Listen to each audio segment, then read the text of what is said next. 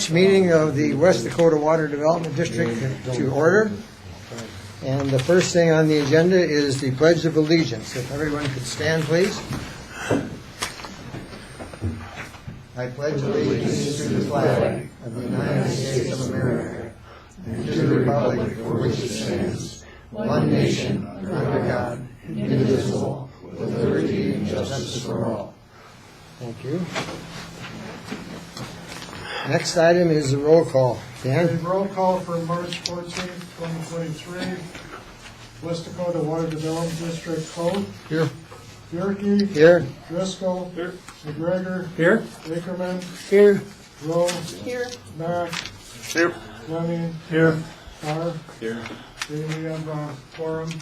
All present. Okay, thank you very much. Item 3 is the approval of today's agenda. Board can't take any official action on any item that is not on the agenda. I do have one change to make to the agenda. We did get an email from the finance officer from Keystone on item number 8. The representative that was going to attend our meeting today is ill, and so they're asking if we would move this agenda item to our May meeting. So we will be not discussing item number 8 then, if the agenda is approved with that change. Any other items to be added, changed? Motion for approval from somebody? Moved by Dan Driscoll, seconded by Tom Mack. Discussion on the motion? Seeing none, all in favor of the motion indicate by saying aye. Aye. Opposed, same sign. Motion carries. Next item is the approval of the minutes from the January meeting. I guess your name's on there. Yeah, it is. And so I looked at the minute meetings, and I'd like to bring your attention to page 6. I'd like to do 2 amendments. In motion 12 by Driscoll, seconded by Mack, to approve funding for it says IGS stream gauges for Rhodes Fork and Castle Creek. On that line, after seconded, there is an errored Y. I'd like to strike that from the minutes, and then switch the I in IGS to USGS. Since that is the function, it's probably just a quick speed typo on the notes, so I don't think there was anything malice for that. But those are the amendments that I would like to amend the minutes and then move as amended. Is there a second to the motion? Second. Seconded by Scott. Discussion on the motion. Seeing none, all in favor of the motion indicate by saying aye. Aye. Opposed, same sign. Motion carries.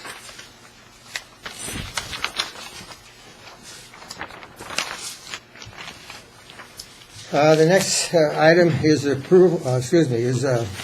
conflict of interest disclosure. Is there any items on today's agenda that any of the directors would have a conflict of interest regarding that particular item? If so, say so now. I'll abstain from voting on item 12. Item 12, Director Driscoll is... Item 12. Yeah, item 12, it will not be voted on by Director Driscoll. Any other conflict of interest? Seeing none, moving on to the Treasurer's report then. Dan?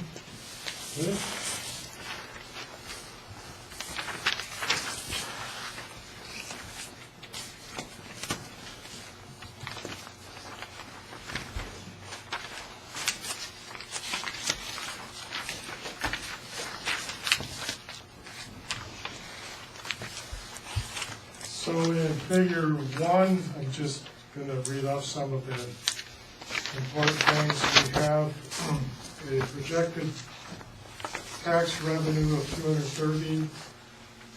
$230,877, and for our savings and checking, we have the savings and the checking account. We have $140,076, and we have 2 6-month CDs, both at $126,000 at 4.7% interest with Raymond James.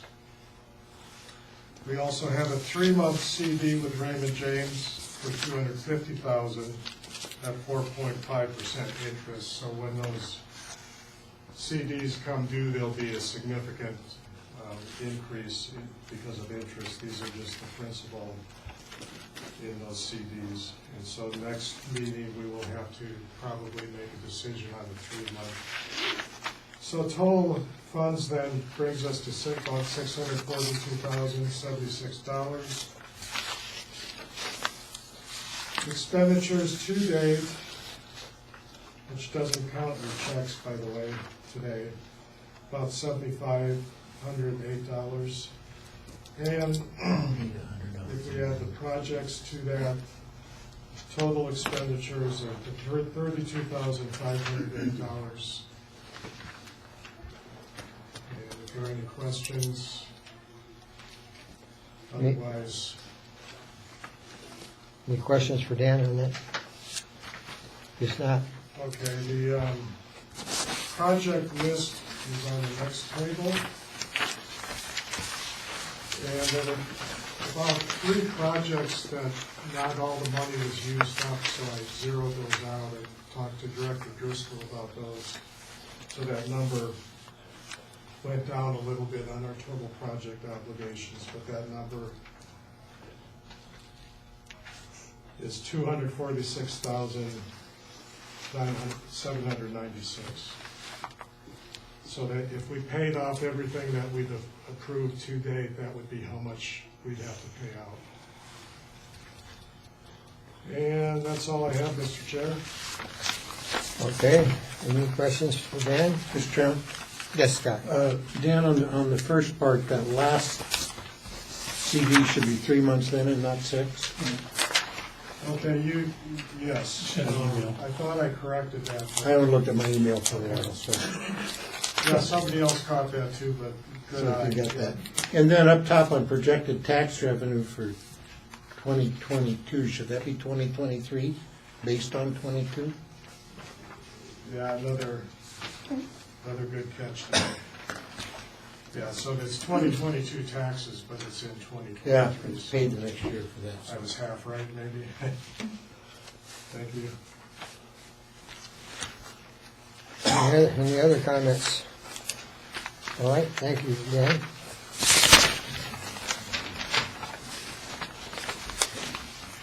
I guess we usually take a motion for approval, don't we, on that? Yeah. Okay, is there a motion for approval on the treasurer's report? So moved. So moved by Scott, second by, I second. okay. All right, motion's been made and seconded. Any discussion on the motion? Seeing none, all in favor of the motion indicate by saying aye. Aye. Opposed, same sign. Motion carries. Thank you, Dan.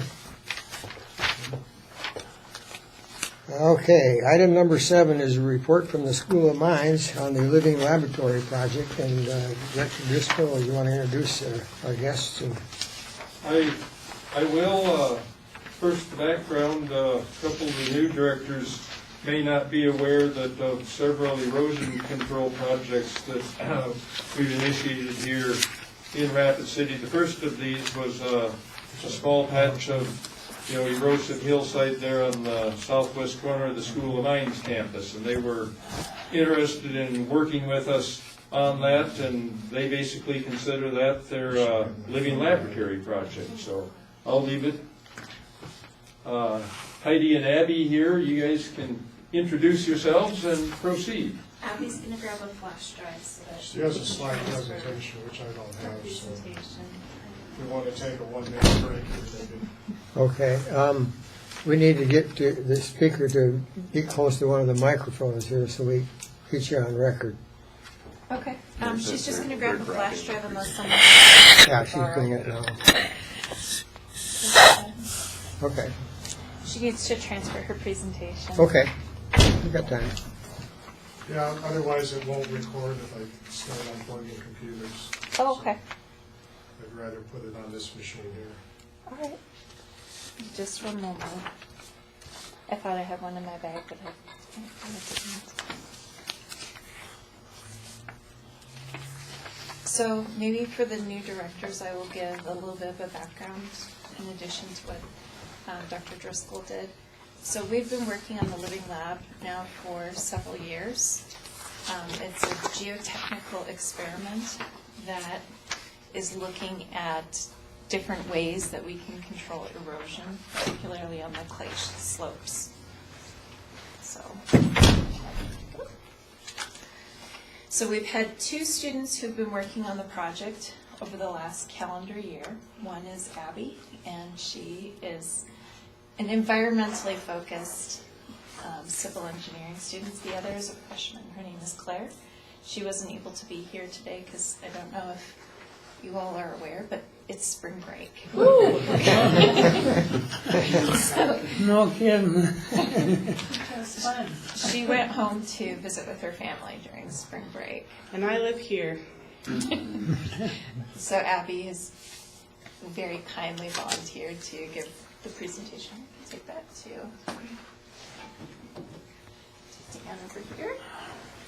Scooch behind you. Oh, I'm sorry.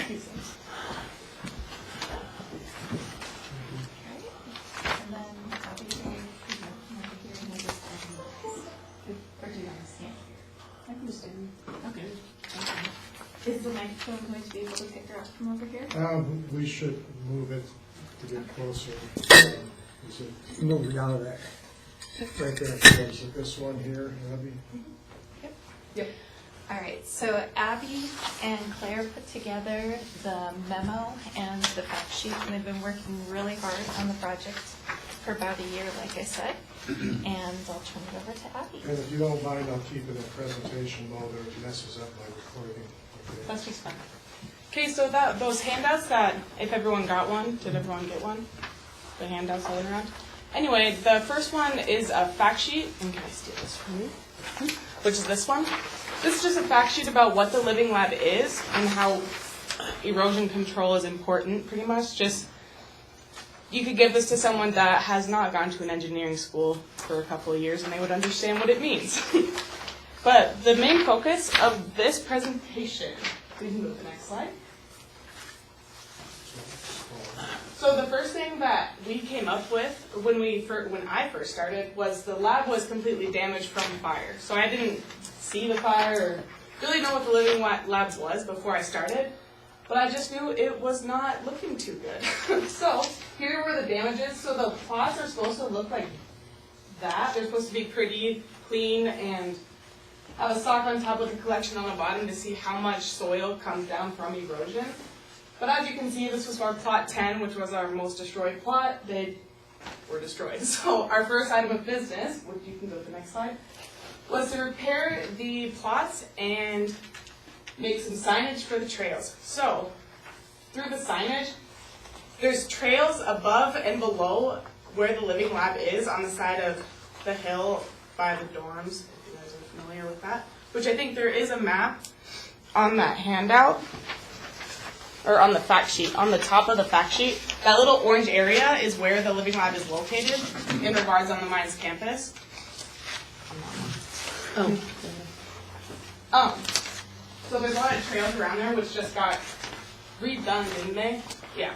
So a lot of kids have been biking around and throwing trash around and using the stairs as jumps, which has not been very nice. So we made a bunch of signs to keep all the traffic as it should be. And you can go to the next slide. And then we also, the main objective of this year was making a website that can be continuously updated throughout time, pretty much. So the lab is a continuous lab. So every year a new group of students will come onto this lab and they will fix the plots that don't work or aren't as effective and replace them with a new treatment method for erosion prevention. So we made this website so you could keep updating it, and then anyone could scan this QR code on the signs that are going to be on the trails and go to straight to the website. The website has basically what the fact sheet has, and it also has every single erosion control method that we've tried, its effectiveness, its cost, its ease of maintenance, every single team that's happened, our amazing advisor, Heidi, and Dr. Lingwall, which is late. And then we also made little metal signs to label each of the plots, because there's 25 plots, so obviously you can't tell all of them which are the methods that are on the plot. Whereas like 6, you can tell because it's boulders, and you can tell boulders are boulders, but you can't tell if we planted chokecherry seeds or not. So we made these metal signs to put on each, and then you can go to the next one. And then once we did that maintenance, you can see on this picture here, which I think is also on that handout, we repaired the trail. This is not the trail that I was talking about earlier so the student trails are up here. But this trail is the trail in between each lab plot. So we repaired all that and lined it with a bunch of wood chips so it would be walkable, because before it was not very walkable, not if you aren't very balanced.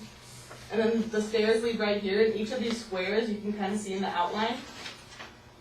Those are all the plots, and we use one of the drones that takes about 500 photos of the area, and then it combines it all into one picture. So that's what you're seeing there. And then you can go to the next slide. And then the website. So this was the main objective. So this is what the website would look like if you pulled it up on your computer. And then the QR code. So the website has several different tabs, which includes like a whole map plot, or a map picture of all the plots, and then has each plot, and you can see each picture from each year, how the plot has progressed. For example, the plot that's conditioned with a bunch of moldy hay, you can see it from year 1 where the hay is like really fresh and nice, and then year 2, whereas the hay is still there, but it's not as pretty. But it still has been working and it hasn't moved that much. Same with the boulders or lots of other ones. And Dan has done grass clippings, which is going to be probably something the next year students will do as well. So that QR code is live, so if you want to take your phones and scan the code, you can bring up the website and take a look at it yourself. Website looks good. That was a lot of time. Website building is a lot harder than it sounds like, especially from a civil. And then you can go ahead and go to the next slide. That QR code is also on the handout too, if you didn't get to catch it. So looking ahead, our future goals include replanting the plots and sampling them over the next few years. So I will probably be done with the living lab, and then the next group of students will come up. Claire is still a freshman, and I am a 3rd year, so I'll be graduating next year, but she won't be, so she'll be around to help out the next people. And we also wrote instructions for the next people, so it's really easy to put all the new data into the website. So it should be updated as much as we're collecting data. So yeah, now you guys can just check it out whenever you want, instead of asking. But yeah, that's pretty much it. Do I have any questions? Thank you. So if a citizen wants to go look at that, is there a place for them to park to go up and walk through the plots, or how would they get to that, to look at it? So on the Mines campus, if you go all the way up that hill, so I'm on this fact sheet, up this hill, there's a King Center, which is like the main gym. If you can park up there, because you won't get a ticket from the facilities, because your car's not registered in the system, you can park up there, and it's not too bad of a walk to get up there. It's a little bit steep, so if you are not as able-bodied to get up there, I would bring a friend. So the School of Mines parking isn't too terribly strict. If you come after 4 p.m., which is typically when most people would go walking, would be after work, they don't ticket after 4 p.m., even during a school day. And then the summers, all the parking lots are empty. Yeah, so they really only monitor the parking on campus between 8 and 4. And if you park before then or after then, it's normally not an issue. And if you do get a ticket and you're a visitor to the campus, just talk to facilities and they'll waive the ticket. I know university parking can be a little bit intimidating, but they're generally pretty friendly about it. So the funds from West Dakota were used to purchase the materials for the repairs, and then to pay for the students to work on the project. The School of Mines has contributed materials as well, and so last semester Abby and Claire were paid by West Dakota's funds. This semester they're being paid by the university funds. And we plan on continuing to support students and continuing the Living Lab. So it's an experiment that will hopefully go on for many more years. And it's a wonderful place to start if for like internship wise, this was like the perfect lead into to go on to an internship because it's research through the school.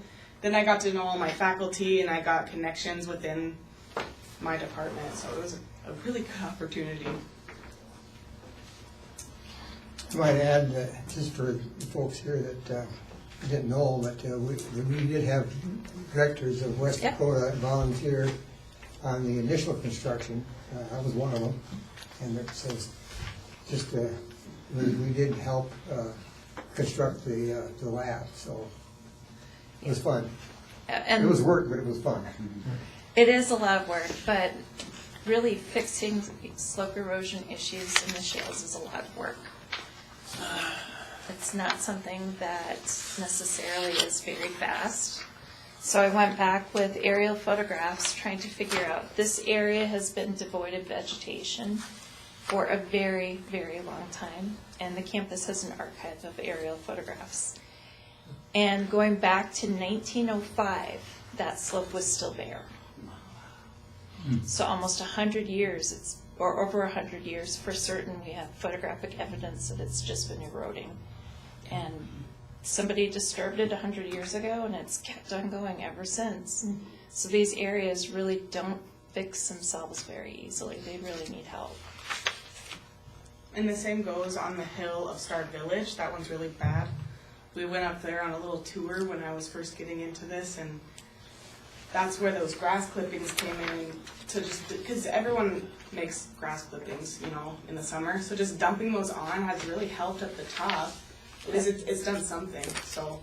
Yeah, Director Driscoll has been leading efforts in that area. Are there any questions? What's the address of your website for those of us who actually do not have cell phones? Seriously, I don't. sites.google.com/mines.sdsmt.edu/thelivinglab. Is that on here somewhere? I don't. We'll email it. Okay. I think it's, do you mind if I post this slide presentation? Oh, yeah, go ahead. on our website? We can email it out to the directors. I'm pretty sure I can take my phone off the receiver and hold it up to this and nothing will happen. But the reason we didn't put it on those signs is because most people carry their phones with them on the trails, and it's just like no one wants to type in an email or a whole website address on their phones, you know. But a QR code is the step of the future. Does that have a contact for you then? If you go to that QR code, is there a contact for? Yep. So if people you involved go in it?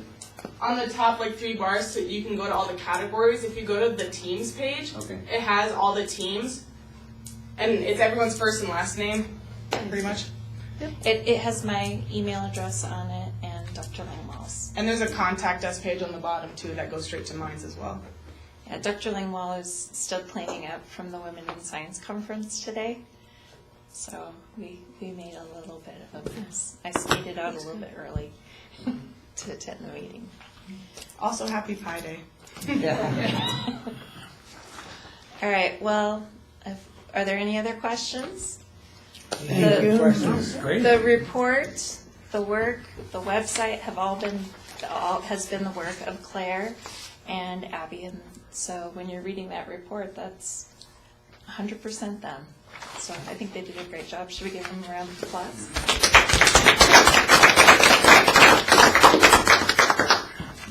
Well, thank you very much for giving us this report tonight, this afternoon. I usually have one around my neck that I forgot. Glad I grabbed my backpack.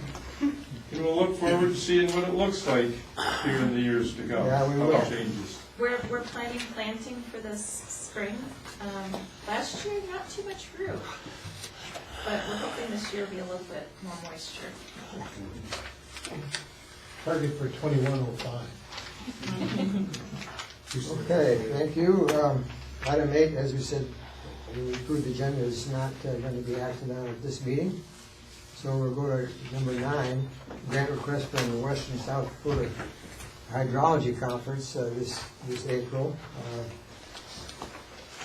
It's under my name. Historically, West Dakota Water Development District has been a sponsor of the hydrology conference, and the USGS is again asking us to continue our sponsorship. Are you going to speak to it, Gary? Sure. Okay. Slide over here. Yep.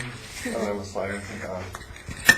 For those that don't know me, Galen Hogestrad worked for the U.S. Geological Survey, but quick clarification, the request is actually from the Planning Committee for the Western South Dakota Hydrology Conference. So the Planning Committee is made up of several local entities, USGS, South Dakota, DNR, National Weather Service, RESPEC, I'm missing one other, I'm forgetting one, School Mines.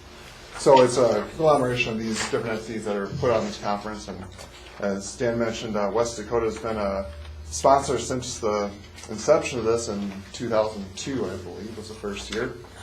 So it's kind of evolved over the years of exactly what the sponsorship is.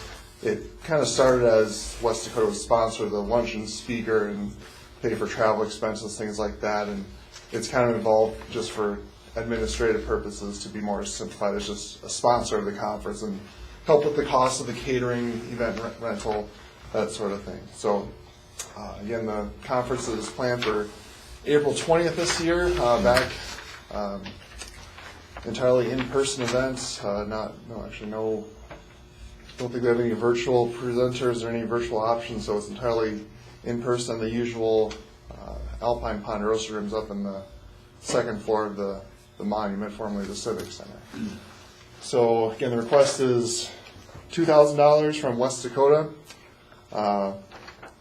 With that, the directors are all given free entry, so there's no need to purchase additional registration fees for any directors or staff from West Dakota that wishes to attend. Also the opportunity to put up a poster or a table if you wish to do a little advertisement or do however else you want to, any other outreach activities you want to do at the event. So pretty excited about this year's conference. It was nice to get a kickstarting, and last year was the first one post-COVID in person. Had a great turnout. I think we had over 200 people walking through the door, mostly local government entities. Big presence from the engineering community comes and gets to network, mingle, see what's going on with other research opportunities. So What was the date again? April 20th. April 20th. April 20th.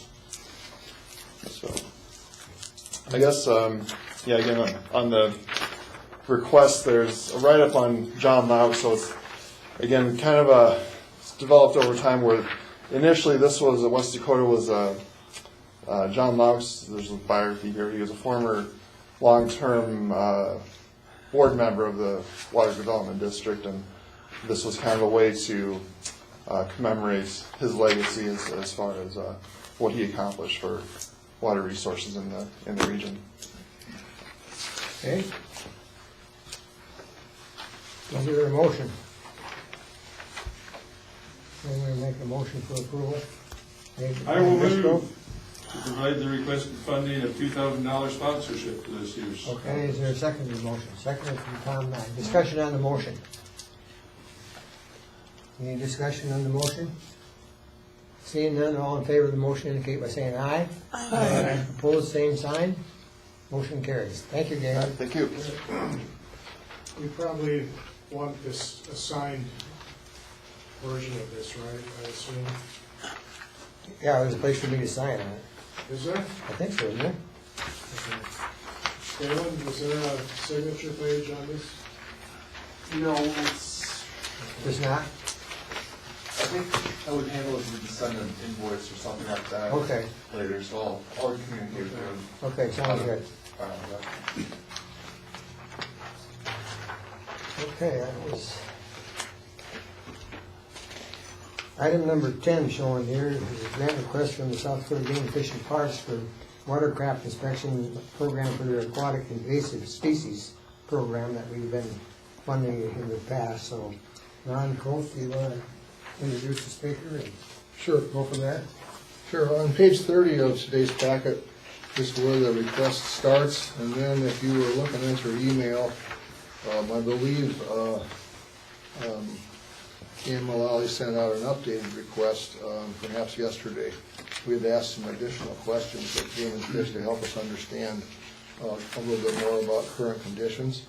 And so Jeremy Keentz, the regional fish manager from Game and Fish, is here today to kind of present the request and then answer questions as they might come up. And again, as Director Berkey said, I think we've funded this effort now for the last couple of years consecutively. Yeah. All right, well, as Ron mentioned, I'm Jeremy Kentz. I'm the area fisheries supervisor here in Rapid City for Game Fishing Parks. I will apologize, I'm not an invasive species expert. I do, I'm involved in the program, but, this request came from our invasive species coordinator, so I'm just kind of filling in for them. I'll answer questions as best I can. Talking with Ron a little bit before the meeting, I'm just going to kind of lay out kind of how AIS and in our invasive species program has evolved over the past couple of years and some of the changes that are impacting our area. Generally speaking, when I talk about aquatic invasive species, I'm mainly talking about zebra mussels. So zebra mussels have been spreading for many years. They started in the Great Lakes. They've been moving west, and until last year within South Dakota, those had been contained to the Missouri River and east of that. Last year, in July, Pactola Reservoir became infested. We're here again asking for $20,000. Now that $20,000 will go towards a federal match from a grant. So that $20,000 is 25% of a 75% federal funding match. So that $20,000 would essentially provide $80,000 total dollars to Game Fishing Parks to help fund this effort. Kind of with Pactola becoming infested, there's been a couple changes to the program. Typically, we've run entrance inspections. So when a boat shows up at a reservoir, we're there at the reservoir, inspect that boat before they launch. Well, in Pactola now, that's now an exit inspection.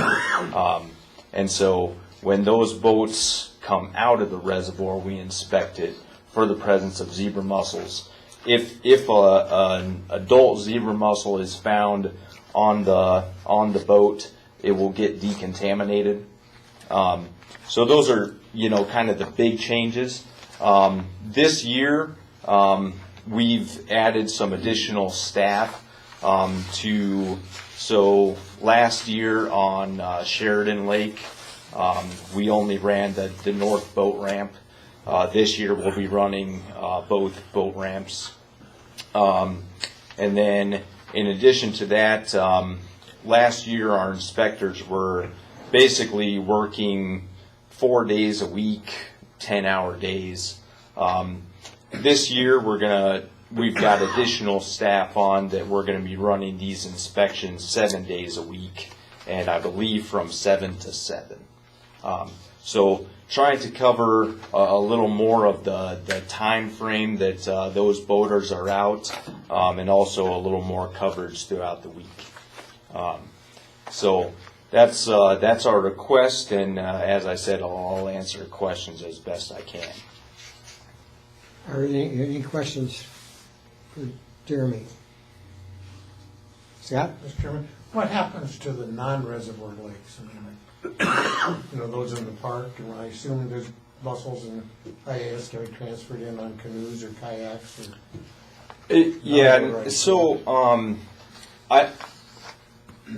That's the bad part of it, I guess, is you only have so many people to do so much coverage.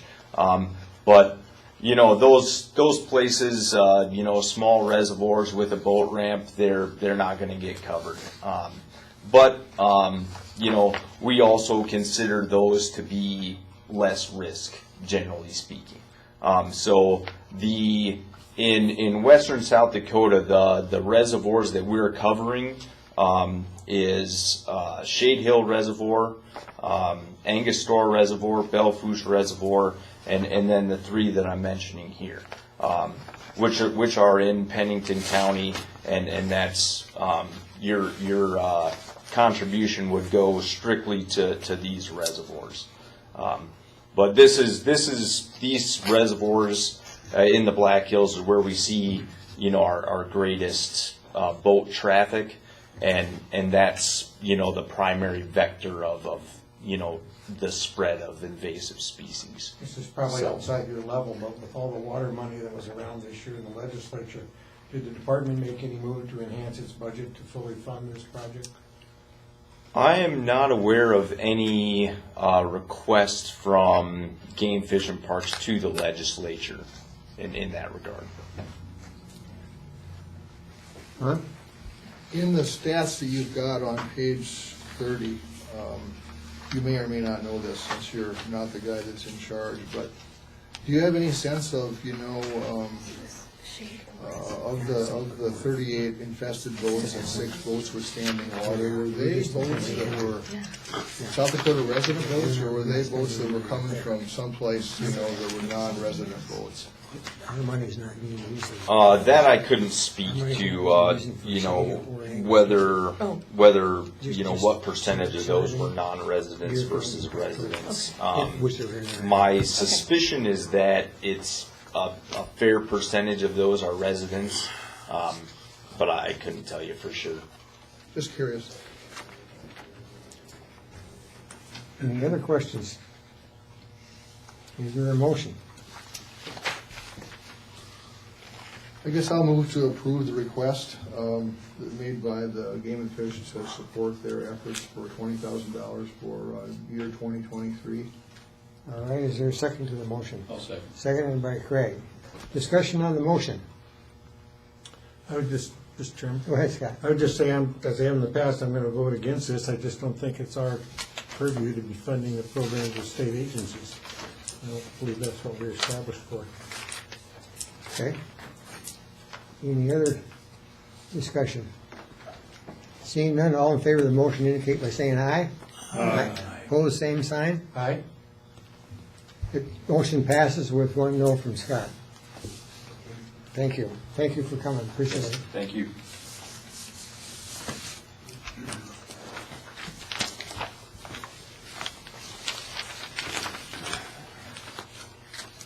All right.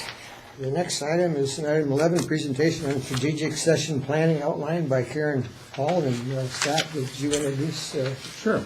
You recall at the time for director comments at the last meeting, I suggested that maybe we all could benefit from a little strategic planning to guide us through a little more focus what we ought to be doing and how to get there.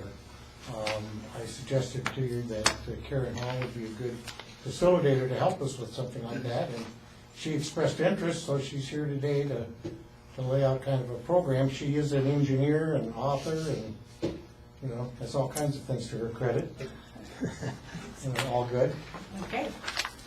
I apologize, I didn't bring enough handouts for all of you guys.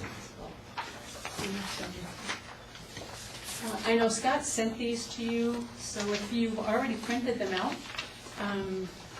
maybe send them back down here so these guys can have a shot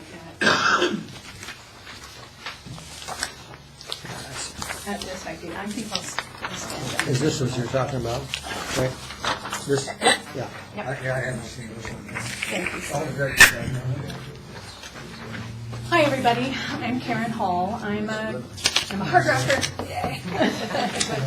Graduated at the School of Mines many years ago in chemistry and chemical engineering, and I worked for many years in the oil industry in Minnesota. I worked for the Koch brothers in their Rosemont, Minnesota refinery in their environmental engineering department.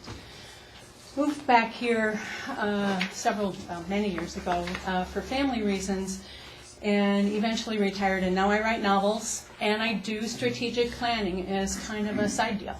So, strategic planning, the whole purpose of strategic planning is to focus your organization on the goals that you set for yourself in the most efficient and effective way. You guys are different than most of the organizations. I've worked almost exclusively with nonprofits. And you're different because you're a government organization, and your vision and mission are set forth by law, by South Dakota codified law. So what your strategic planning would be looking at ways to maximize your efforts in meeting those obligations under the law. Okay? I've looked at your bank balance. It's, oh my gosh, you have a lot of money.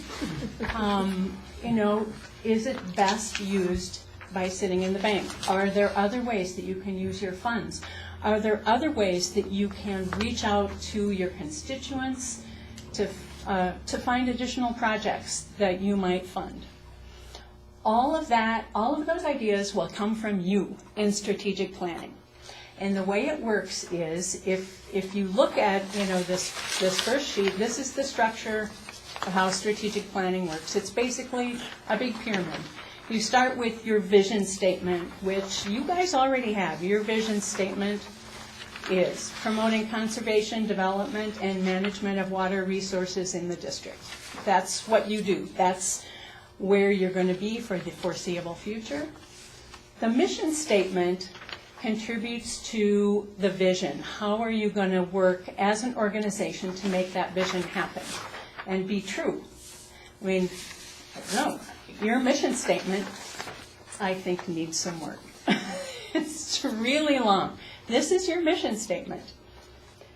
West Dakota Water Development District supports entities that furnish financial, educational, or other aid necessary to any project within the district that encourages better utilization of our water resources through water conservation, proper water management, evaluation and protection of our water quality, putting water to beneficial use for domestic, municipal, industrial, and irrigation, as well as recreational purposes.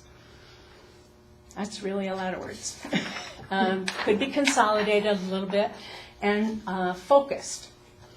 Once you have your mission and vision statements, you set goals for your organization that will help you make that mission and vision statement happen. And all of this will come from you. I'm just a facilitator.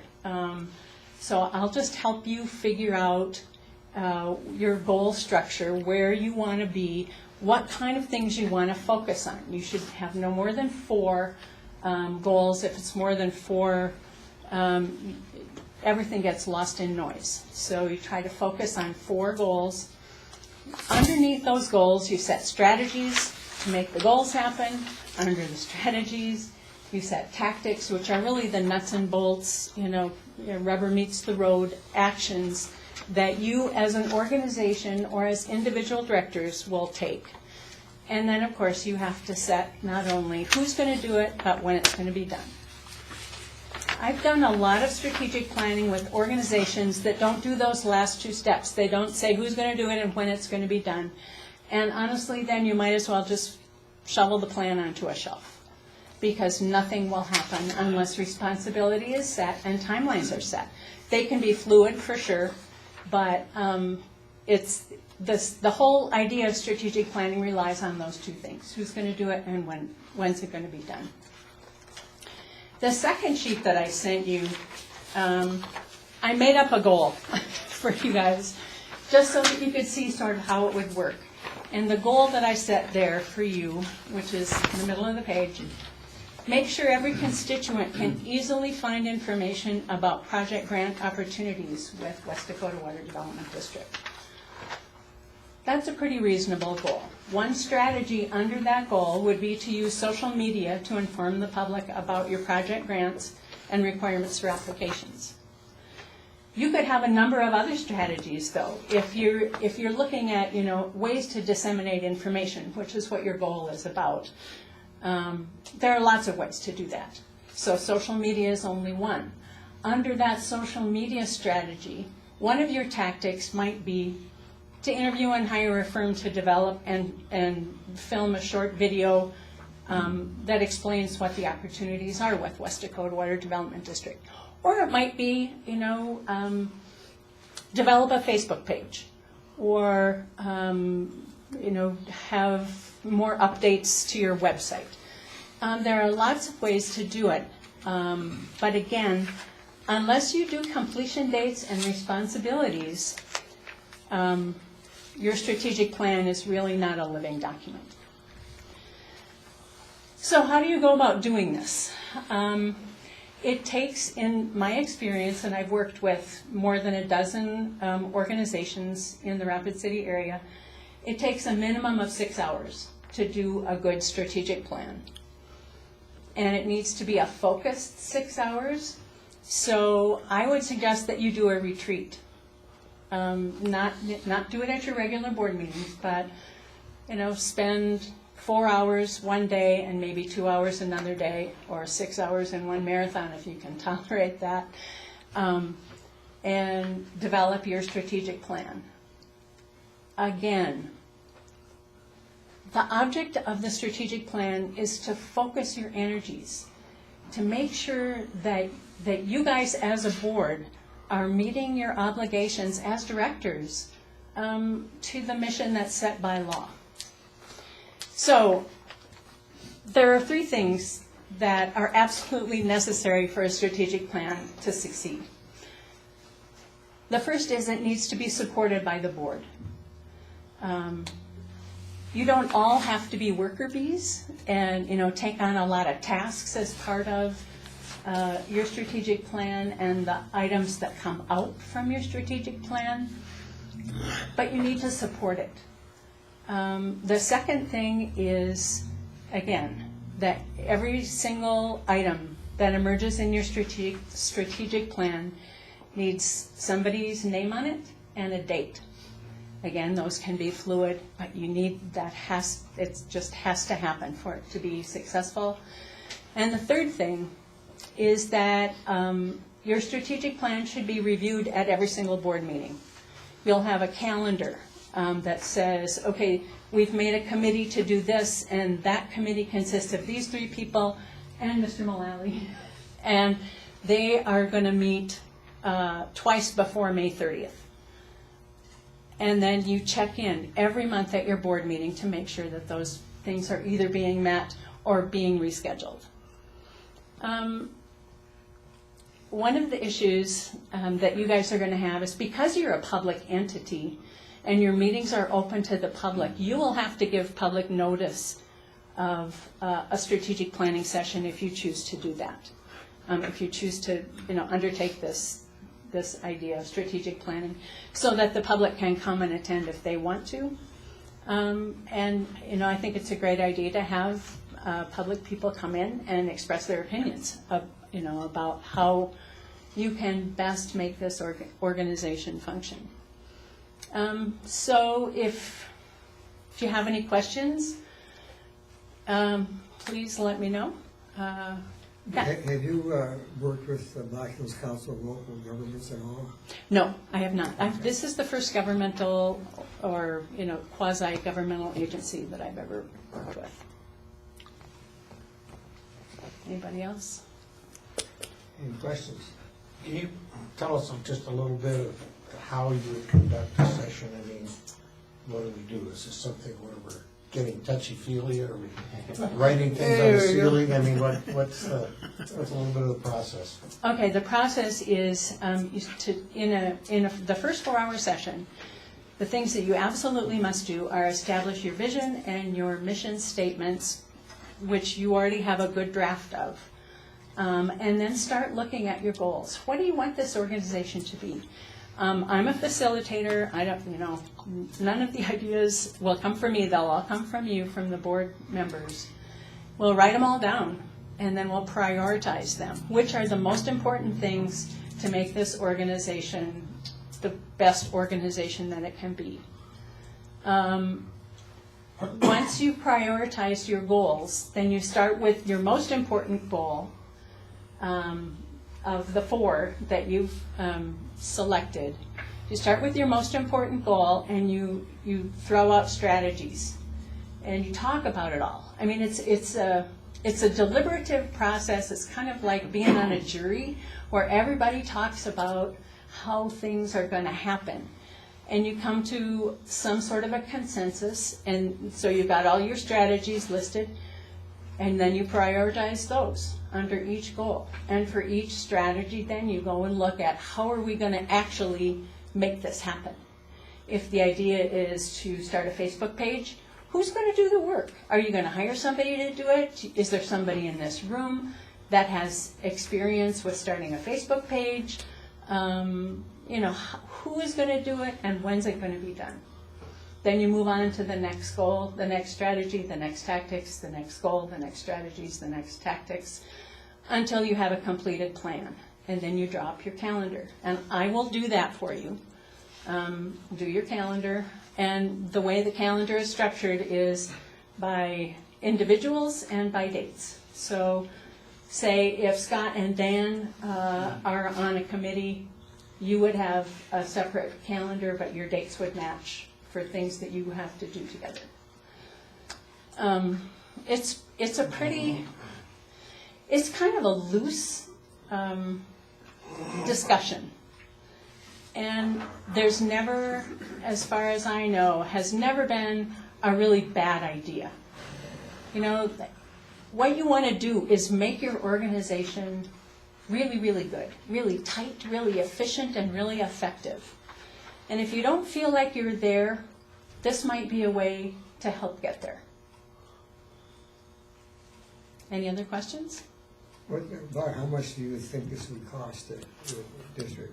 I typically charge $50 an hour, but I only charge for the time that I'm actually with you. So all the drawing up of the plan and the calendar that follows is no charge.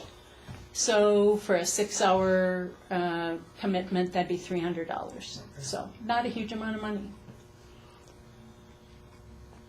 Here's a question, Dan. Thank you.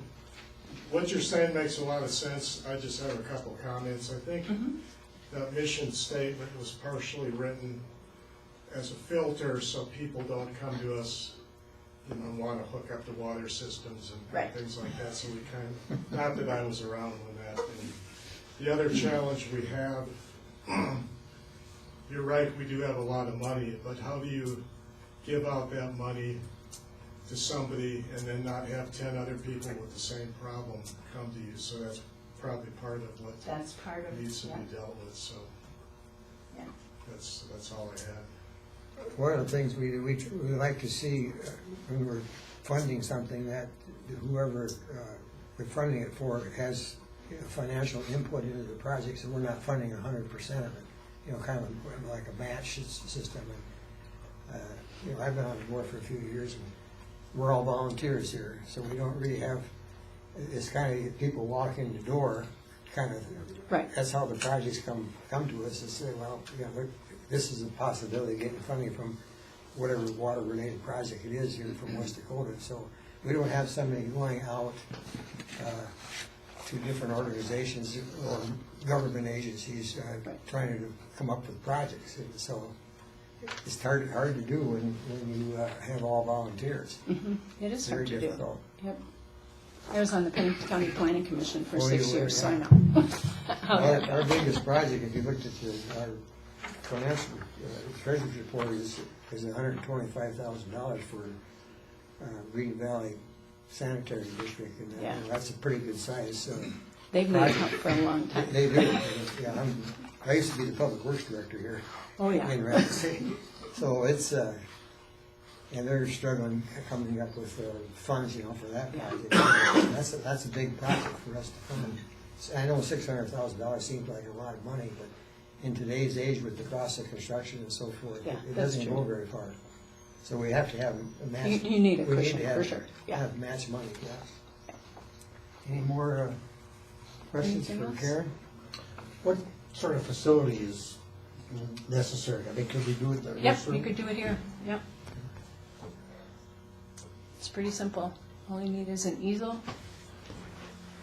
and a bunch of big sticky notes. And what's your schedule like as far as your availability to undertake? Well, something I'm a like writer, so I work at home. My schedule is very flexible. I'll be gone. I'll be out of the state, though, the last week in March and the first week in April. Other than that, my schedule's pretty open. Okay, Okay, thank you, Karen. thank you. Thank you. And our next board meeting is when, May? May. May, whatever the second Tuesday is. So we would be able to pass through this in April? Like the third week of April or something, put a special meeting? Notice it? It's a good question. I mean, if we were gonna do that, it would have to be a special meeting, Yeah. yes. And if we're gonna do it, I mean, we need to set the time and get going on it, not just say we're gonna do it. Any input from directors on a follow-up to the presentation here today as far as moving forward? Okay, Ron, you got something? Just one thought. We're entering into what's gonna be a little bit different mode of operation for West Dakota than there's been for a number of years, probably a decade or so. We're gonna be engaging with the Black Hills Council of Local Governments, sometime this summer. And they will be acting as our administrator as our current administrator retires. That will get us access to essentially, that network of small communities in the Black Hills, some of which are in our district, some of which are not. But they kind of act as a clearinghouse, for a lot of this kind of work that we may or may not have, the ability to participate in. So, just for what it's worth, we're coming up on a change of operation that may impact how we get requests, the number of requests we get, and the way we interact with the community at large, because they are in the business of going out and, they're well-known and help people get things done. I think that project, or that process would be helped by having a more strategic focus on what we're actually doing. But I didn't hear what you said. I said, I think that process Ron is describing would actually be helped by being able to present, Black Hills Council with a more focused plan of operations of what this board is all about. There's basically three things that direct us on what to do. There's a statute that creates the Conservancy Subdistrict, of which we are a part, and that lays out all kinds of things we're supposed to do. Then there's the statute that creates the Water Development Districts, which then loosely at its end says you're also supposed to do, everything to help the Conservancy District, which is somewhat of a non-existing entity, really, I think, anymore. And then we have our own plan, mission, goals, and objectives. And, as I have constantly read over all that, I don't know where we're at with it. I don't know what we can do and what we can't do. I think a big part of our problem is just advertising ourselves or getting the word out to the public of what we're here for, what sorts of things we'll do. I mean, at some point, we're gonna have to stop taking tax revenues if this keeps building up. Yeah. It's kind of an uncomfortable situation for me anyway, as an elected public director. Well, I personally, I was working for the city when the Black Hills Council of Local Government, Van Linquist, but he basically had Dan's job for West Dakota, and they were in the same building, meetings were in the same building, and it seems like that partnership between West Dakota at that time and the Black Hills Council really did generate projects. Why did it dissolve? I'm not sure why. Van Linquist quit, and they probably, I don't know the history of that, but when I worked for the city, that's the way it was. And matter of fact, the big projects was like the Black Hills Hydrology Study, and USGS was involved with that, and the Bureau of Reclamation, and there were some big planning projects that, as far as water development, water availability in the Black Hills, that was handled through Black Hills Council and West Dakota Water Development District back in the 90s. I forget what year it was finished. Dan Driscoll might know, but I was on that committee, and Dan was real involved with the Black Hills hydrology study in the USGS. It ran through the 1990s and wrapped up in 2000. Yeah, but that was, I mean, you probably have seen the documents that went along with the report on that, and it's absolutely a useful tool for anybody developing water in the Black Hills area. So I think if we can get an arrangement with Black Hills Council, is going to, as Ron said, let people know that we're here and available to fund some of these projects that are out there. We don't know about them. So I agree with both your points. I think we should have this strategy session, but I also think we should transition to our new admin before we get in to see what services, because maybe Black Hills Council already has that service as a strategic planning within the already contract. Not saying that I don't want Karen to do that, but I'm just saying that it could be already in the portfolio of services that we agreed to that they could provide someone else. So my suggestion would be to kind of table this and bring it back up in July, see where Black Hills Council of Local Governments is, and then take this on. Because I do think, like you said, Scott, it needs to be taken on, because we had this presentation, and then 6 months from now we're going to be like, oh yeah, that was a good idea. So I think the best course of action, and I don't have a motion or not proposing a motion, is to just wait until we get transitioned over to the new admin structure, and then possibly take this up a little bit later on, but not to let it drag on, but to be pretty as one possible for first courses of action after the new admin is set up. When does that actually kick in? Well, we're getting a little bit ahead of ourselves on the agenda, but our plan is to, have an MOU or joint powers agreement, whatever is the most appropriate one. And I think it's an MOU because of the nature of the two organizations. Have that in place and acted on by our board and their board prior to July. And so then when Administrator Mullally retires, we're maybe taking advantage of the last month of his contract, in July, to move over both physically and administratively to Black Hills Council. So the plan is, Ron developed an MOU. I think we all had a chance to look at it and comment on it. But the plan is, if there aren't any more comments, is to get back with the executive director for the Black Hills Council and see if we can agree on the MOU. And something, I know that their board, because we've met with them before, and their board, the Black Hills Council board, is in agreement with trying to have something put together with us, and we'd actually occupy part of their building. Our board acted on the concept a couple of months ago. Right. And then their board acted on the concept of a new agreement a little before that. So I guess I'll have to take, for lack of anybody else taking the heat. I didn't develop an MOU until just recently for them to actually respond to in terms of the scope of work and cost. So that's draft now that the executive board has seen. If others want to see it, Dan can send it out. Yeah. If you got it, otherwise I'll resend it to you and you can send it out. But our thought is to get that over to them essentially this week, to their administrator, and kind of really get down to the nuts and bolts of it, because we just need to get it done.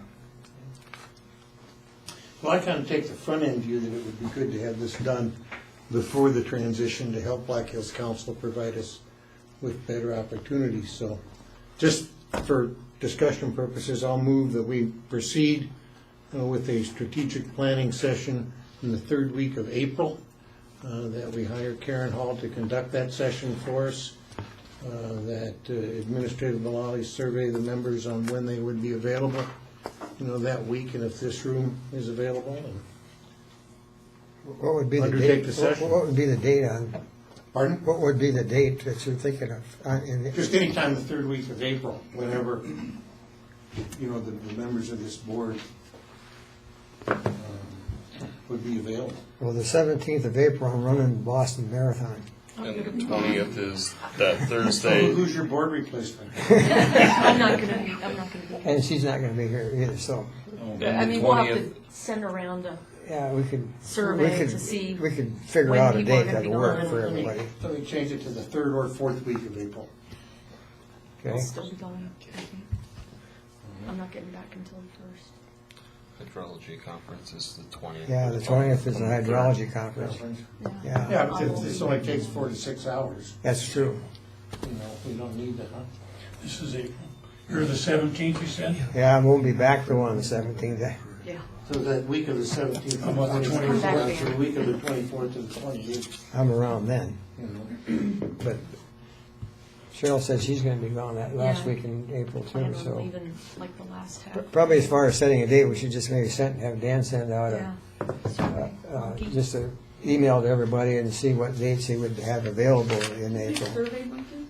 I have, Yeah, you could send one of those out. Yeah, we could figure out a date, that's, Pick some dates okay, and I see what don't know works. if we really need a motion, or should I just do that?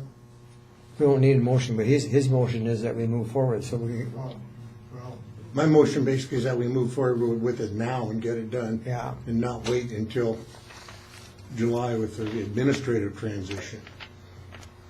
okay, No, would you it hasn't been seconded yet, so it may be a well, consequence. just tell him what the motion is so we can write it down. Okay, I move that the board proceed in April, the third or fourth week ideally, with a strategic planning session to be conducted by Karen Hall, that we retain Ms. Hall's services for this session.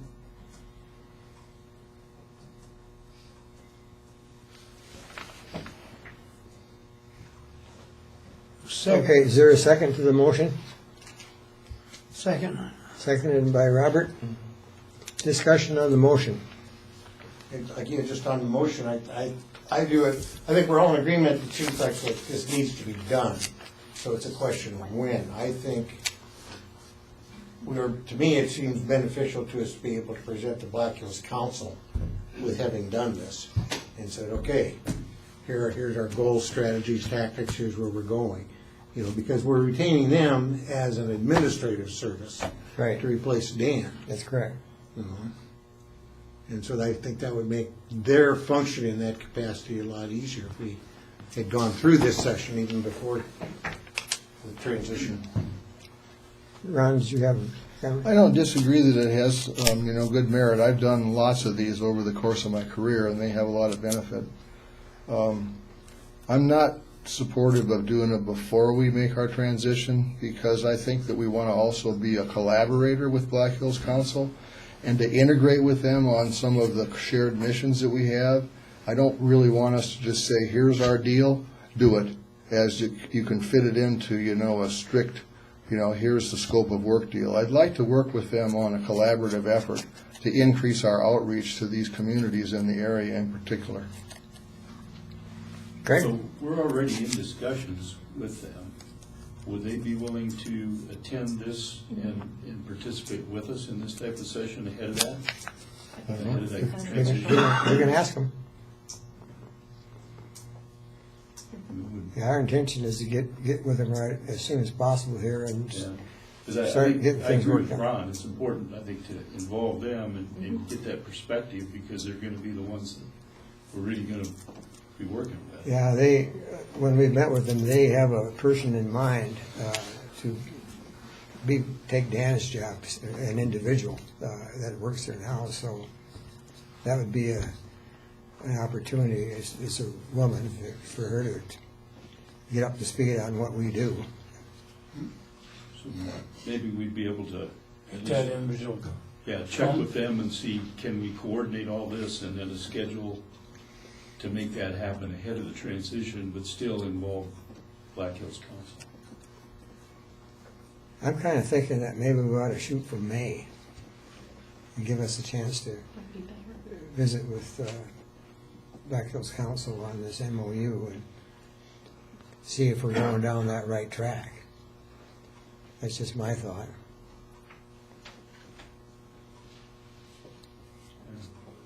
For me, the timing isn't that significant other than we get it done. Yeah. Yeah. And do it, so May would be fine.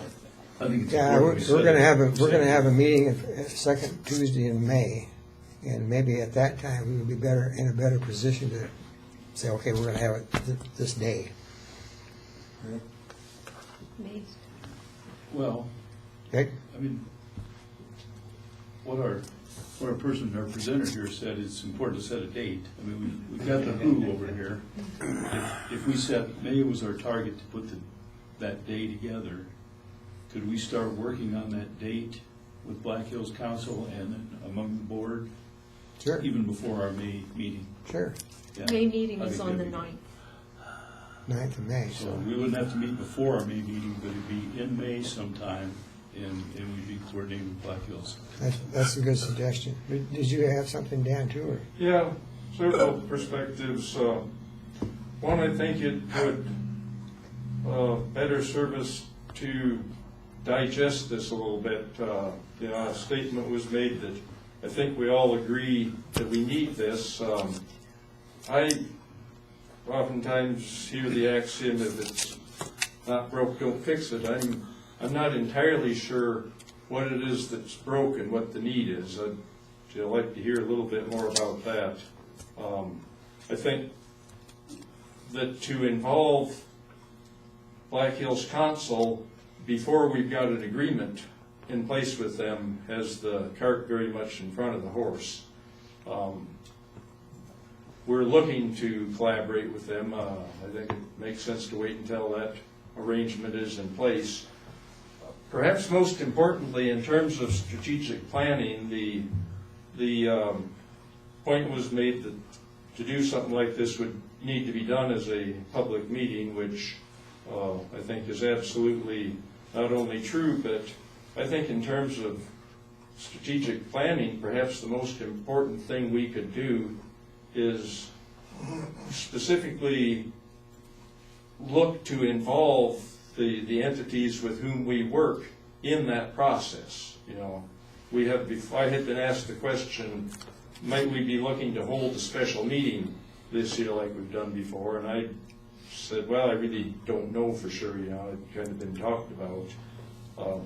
This could make pretty good subject matter for a strategic planning session, to have these entities involved with us on how do we collectively plan for how can West Dakota be better engaged with the other entities out there in the world that we work with. So.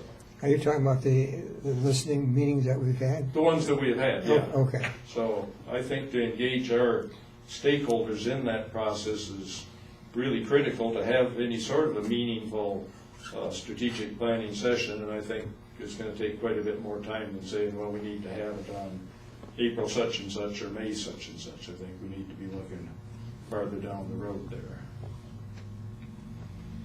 Now, keep in mind, this is an activity for the board, not the public.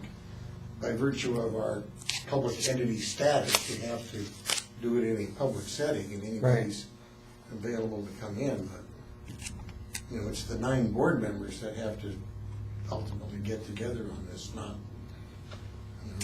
the other representatives of the water universe. Dan?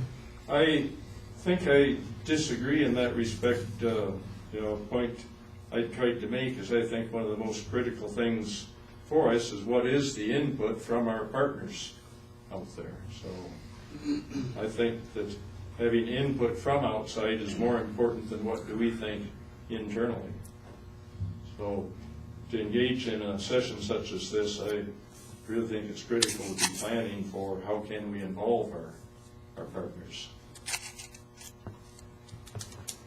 Any more, Dan?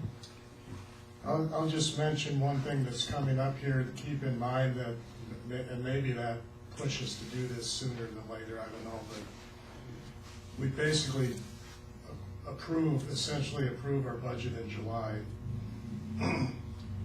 Officially not till August, but we always do it in July, just so there are no glitches or anything. And so that kind of ties into, when you normally do a budget, you know what you want to ask, what you want on the budget, and then you ask for that amount of money in your levy. And so generally we just take the increase and then figure out how to spend it later. So maybe the cart before the horse, but it's difficult to do a budget because we don't really know what's going to be coming up and what people are going to be presenting to us. So I'm not really pushing one way or the other, but just keep that in mind that we have that coming up. But the revenue side is set when we approve our mill levy request. Yeah. Yeah. So basically our budget is all the things we can think of and then unobligated funds Right. as a line item. Any more discussion? There's a motion on the, Just for the record, yeah, that got changed to April, to May 9th. Instead of Is there a second? our discussion back and forth. Robert, Amend the Robert's- motion if it's okay with my. Robert, is it okay if we move that to May? Sure. Okay, so the seconder is in agreement. Is the second Tuesday in May our meeting? Yes, and it's May, Cheryl said it was May 9th.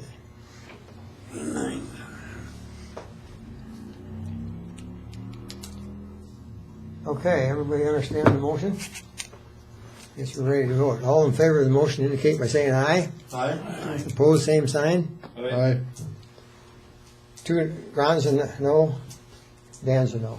So motion carries with 2 noes.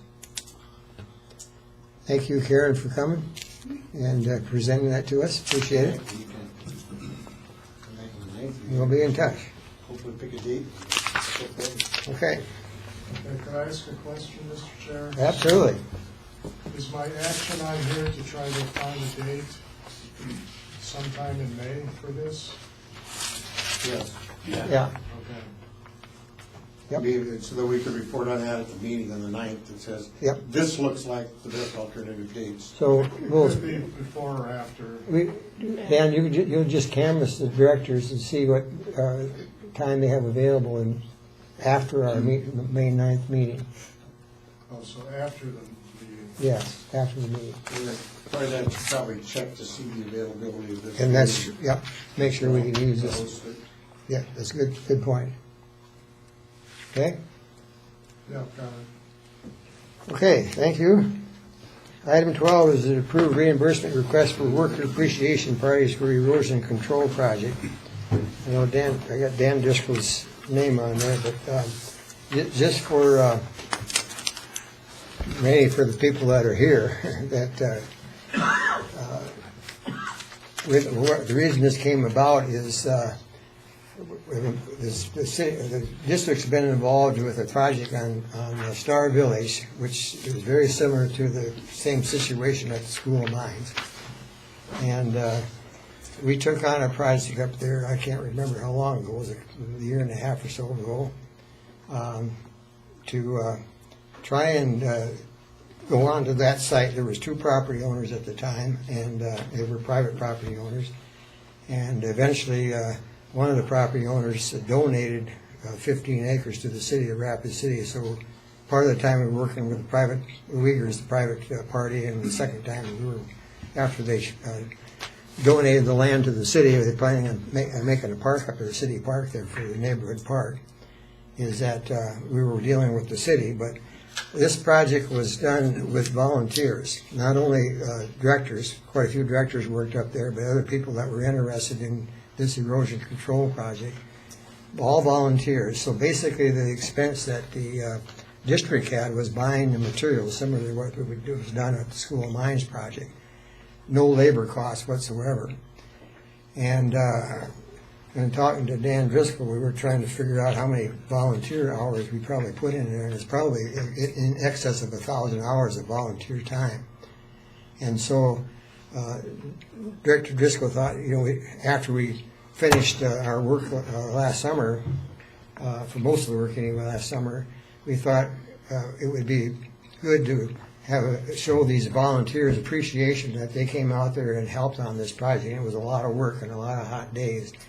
So Director Driscoll arranged to have a dinner, 2 dinners actually, over that time period for those volunteers that put their time in this project.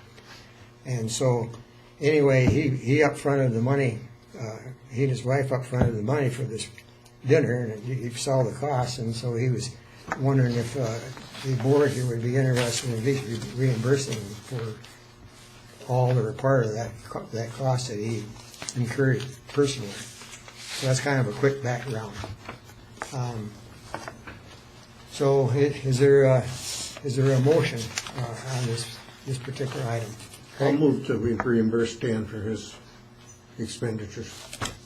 Okay, is there, as presented? As presented. As presented, okay. I would second that. Seconded by Cheryl. Okay, there's discussion from the board members. Having said that, just for future guidance for everybody, I think we should not retroactively do these, but. Well, I wanted We have to. a budget fund for something on this. I did want to point one thing out. We did get a letter from Ken Delfino, I'm not sure how you pronounce his last name. He's from Keystone, and you all have a copy of that. So he had some questions what this was for, and one of the questions he asked was there alcohol involved, and part of the reimbursement does include costs for beer and wine. So I don't know if that makes any difference to anybody that's voting on this, but that is one comment that we had from a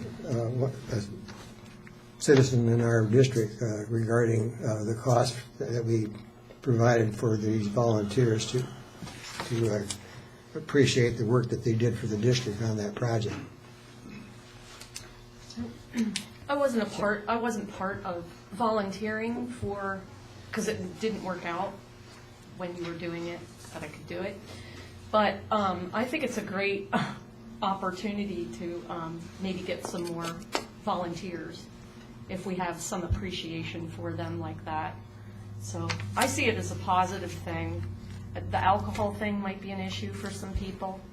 Well, this gentleman anyway. We could, and it might be for other people. Maybe we could just take that out and reimburse and in the future, just pay for the meals, and then the people could pay for their own drinks. Personally, I think that's appropriate. Yeah. That's my personal opinion, is maybe deduct the alcohol part of it. I just make a comment to support, the reimbursement. I was part of some of the erosion control work, and it's pretty cheap labor for $1,000 or for $700 or whatever it is for all the time that was spent. And I think we can pass the red face test for anybody that asks questions about how come we're saying thanks to folks that came out and pounded stakes and broke hammers and sweated and broke stuff. Well, the other thing I might add too is, and I spent a lot of time up there, not as much time as Director Driscoll, but I spent a lot of time up there on some hot days, and Dennis was up there a lot, and several of us. But we also, the Uyghurs, they owned, they say there was 2 private parties that owned the property. The Uyghurs, they provided equipment, a backhoe, or not a backhoe, but a, what do you call it? Bobcat. The trailers, storage at their place, no cost. Matter of fact, Mrs. Uyghur was running the Bobcat for quite a bit of time. Up until her knee replacement. And the other thing is the material that we used for putting it down on the ground and keeping the erosion, basically stopping the erosion, was the sediment that was removed from Canyon Lake by the Game Fish and Parks. We got with them, and they were hauling some of that material to the cement plant for restoration material. And so we asked them if they could haul some of that material up to Star Village, and we used it, and the Game Fish and Parks did that. Also, we got the city of Rapid City involved because we needed compost also to mix in with this material.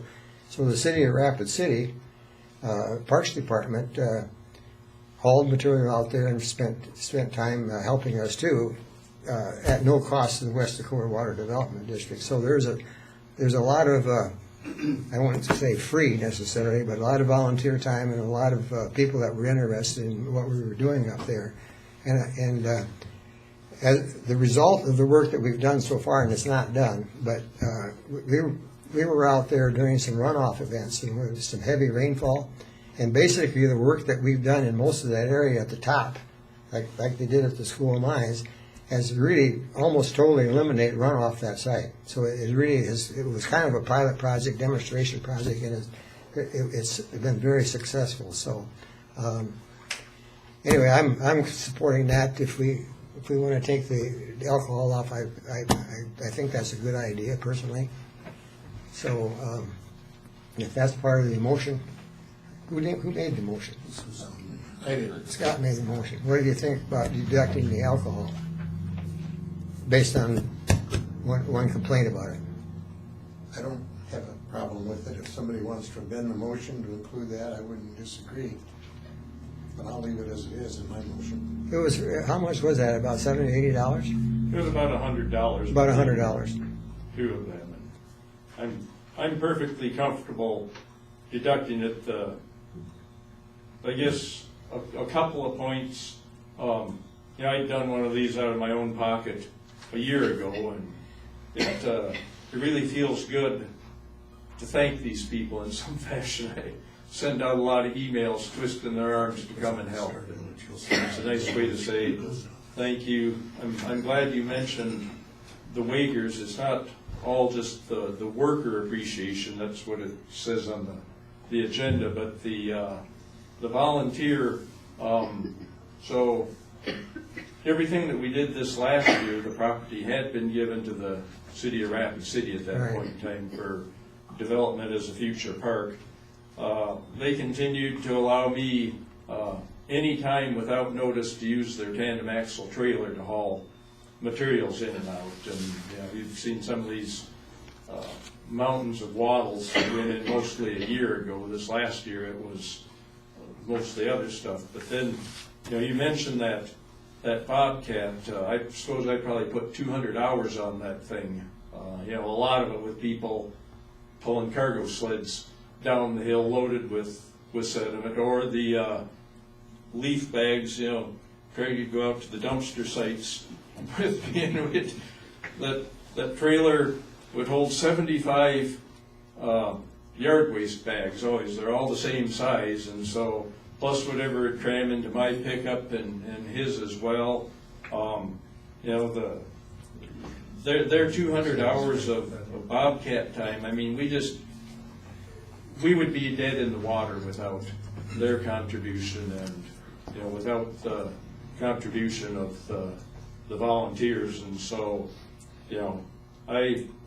if the board doesn't want to approve this, it really doesn't matter to me. I'm happy to foot the cost, because the volunteers, the helpers, are what really makes this go. I attended both events, and I think the non-directors, the ones I talked to, that I spoke to, they really did appreciate the fact that we gathered everybody in one spot and had a meal. So I think one other thing we should point out while we're on the subject is, the city decision to acquire that property, to accept it. For many years the Wagers had tried to give it to the city, and they would not take it because it was such a liability. And I'd be about 99.9% sure that it's, because of the fact that West Dakota was addressing that problem, that the city said, we'll take this property and turn it into a park. Well, and the city has put some money into it too, because it costs money to haul that compost up there, and some of them are on site, as you know, and so the city's very interested in seeing that area reclaimed. So it's been a good project. We're not done yet, but so what is the motion now? My motion presently is just simply to reimburse Stan as submitted. Yeah. And maybe in the And it was future, approved. and then can we put in for, if we do it in the future, maybe don't You just include the have to vote alcohol? on it. Just because we got the letter. I don't know.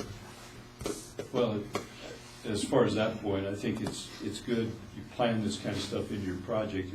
If you're gonna have volunteers, you need a way to recognize them and make sure that they know they're appreciated. And just to build it in the project at the start, it wouldn't be a surprise to anybody. Yeah, that's a good point. Okay.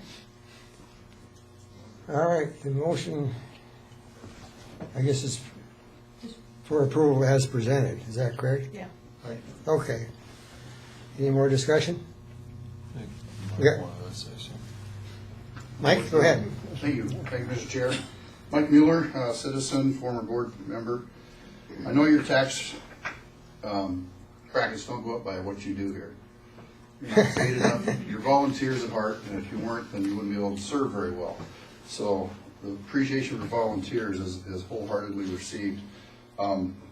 Seeing that you got $642,000 in the bank, you're stockpiling some tax money, and $700 is a drop in the bucket. My work history is, whenever I review reimbursements from any consultant, booze is always taken out. And an itemized bill, itemized receipt would have shown that. I think that's prudent for the taxpayer to see that benefit, so the motion, Director McGregor said, and maybe planning ahead, is a valuable piece of information. If it was an authorized expense, I see you're ahead on your projects. 2 of them are closed. I don't see a balance due with the one that had $7,400 left in it. I'm not sure if that's supposed to be in the right column or not for the SADC, or however you say their name, closed. But anyway, I just wanted to reinforce that, to be transparent as a government entity, I think you probably need a little more information out there for the public to see what you're expending on. Appreciation for a volunteer could be a sandwich and a bottle of water that day, or whatever it could be, and the thousands of hours that put into this valuable project, I think is worthwhile to commend them and give them a little pat on the back and a thank you. So that's all I would look at is if you want to continue that, to see the dollar amount of that adult beverage, alcoholic beverages. I'm not sure what GSA calls out for. Maybe Mr. Driscoll knows what that is in the GSA form. Do they allow booze to be reimbursed as a government entity, taxing entity? So those are just questions I want to raise before you proceed with your motions. So Okay. thanks for letting me speak. You bet, Mike.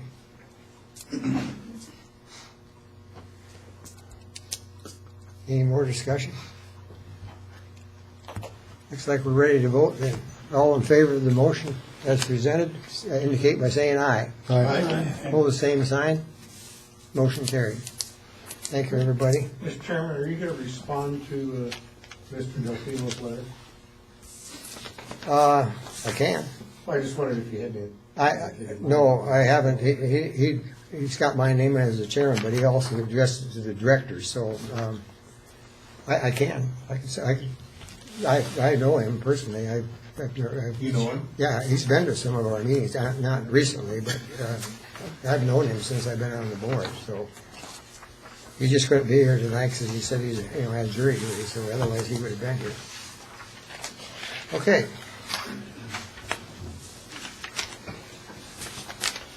Next item is item 13, proposal to fund an erosion control project at Stevens High School. Dan? Thank you.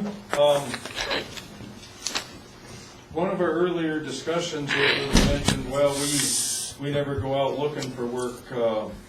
That's really not quite true. In the case of our Star Village work, actually the School of Mines, our erosion control project at LaCroix, we had approached those folks about working with us, and turned out to be well received. So that's really the case on this proposed project. It's been a couple of months ago that I emailed the person who was at that time the facilities director for the Rapid City school system.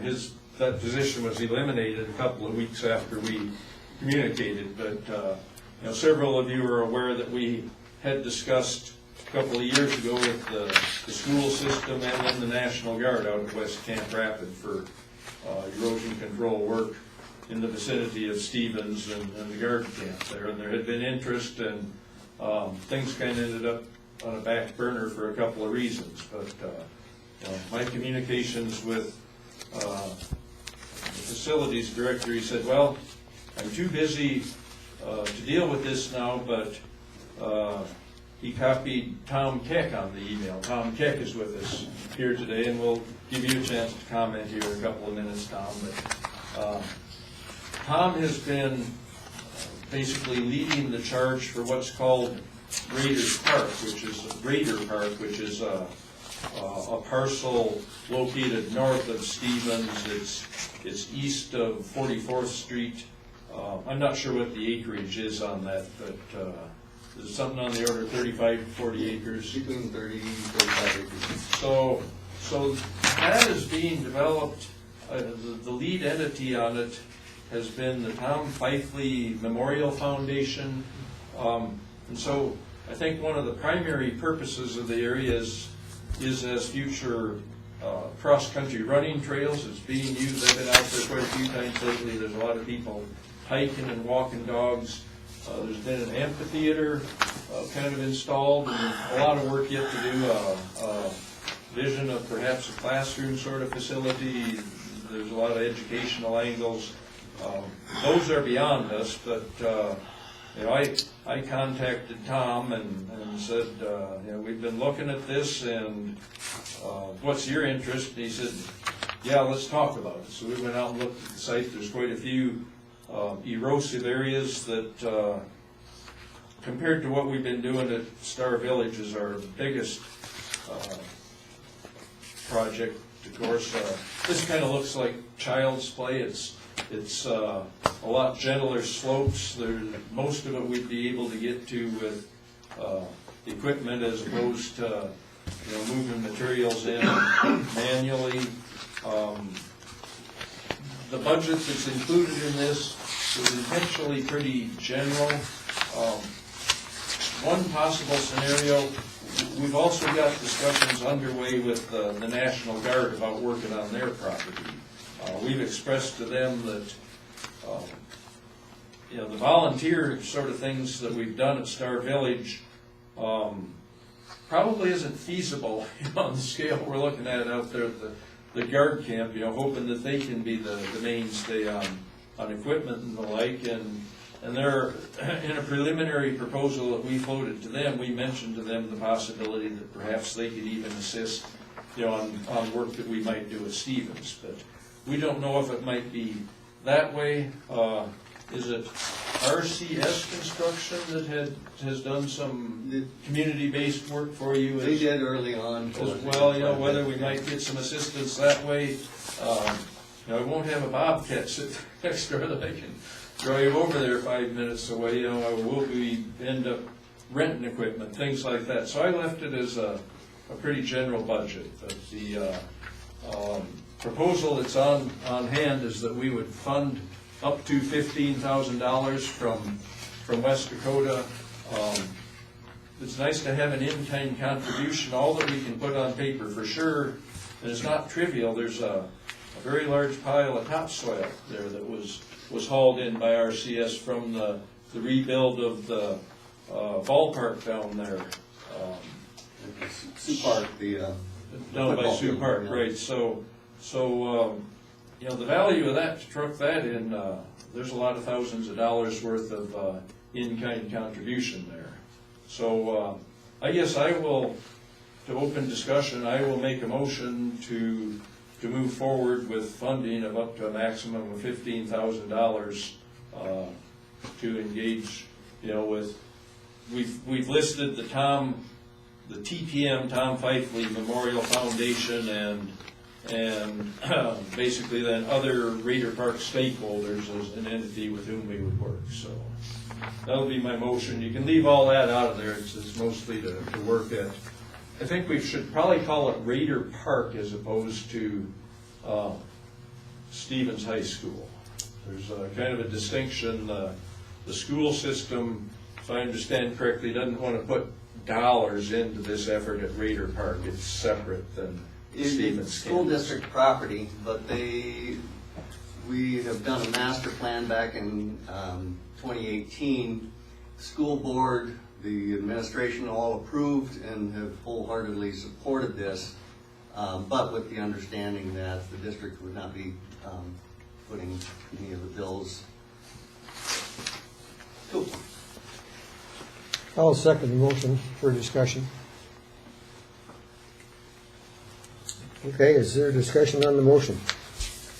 Tom, do you want to say anything other than what you said? Or? Well, I mean, I can give you a little bit of background if you want. Sure. A cohort of mine, I taught at Stevens for 20-some years, about 30 years in teaching. And about 6-7 years ago, a cohort of mine and I got together and started to develop this idea of taking that land and creating a park out of it. This has been an idea before, but we ended up, unfortunately, having a funding source. Tom Feisley is a former student of mine who had died in a climbing accident in Montana. So his parents started the fund, and they have been our main money source and publicity source too for this project.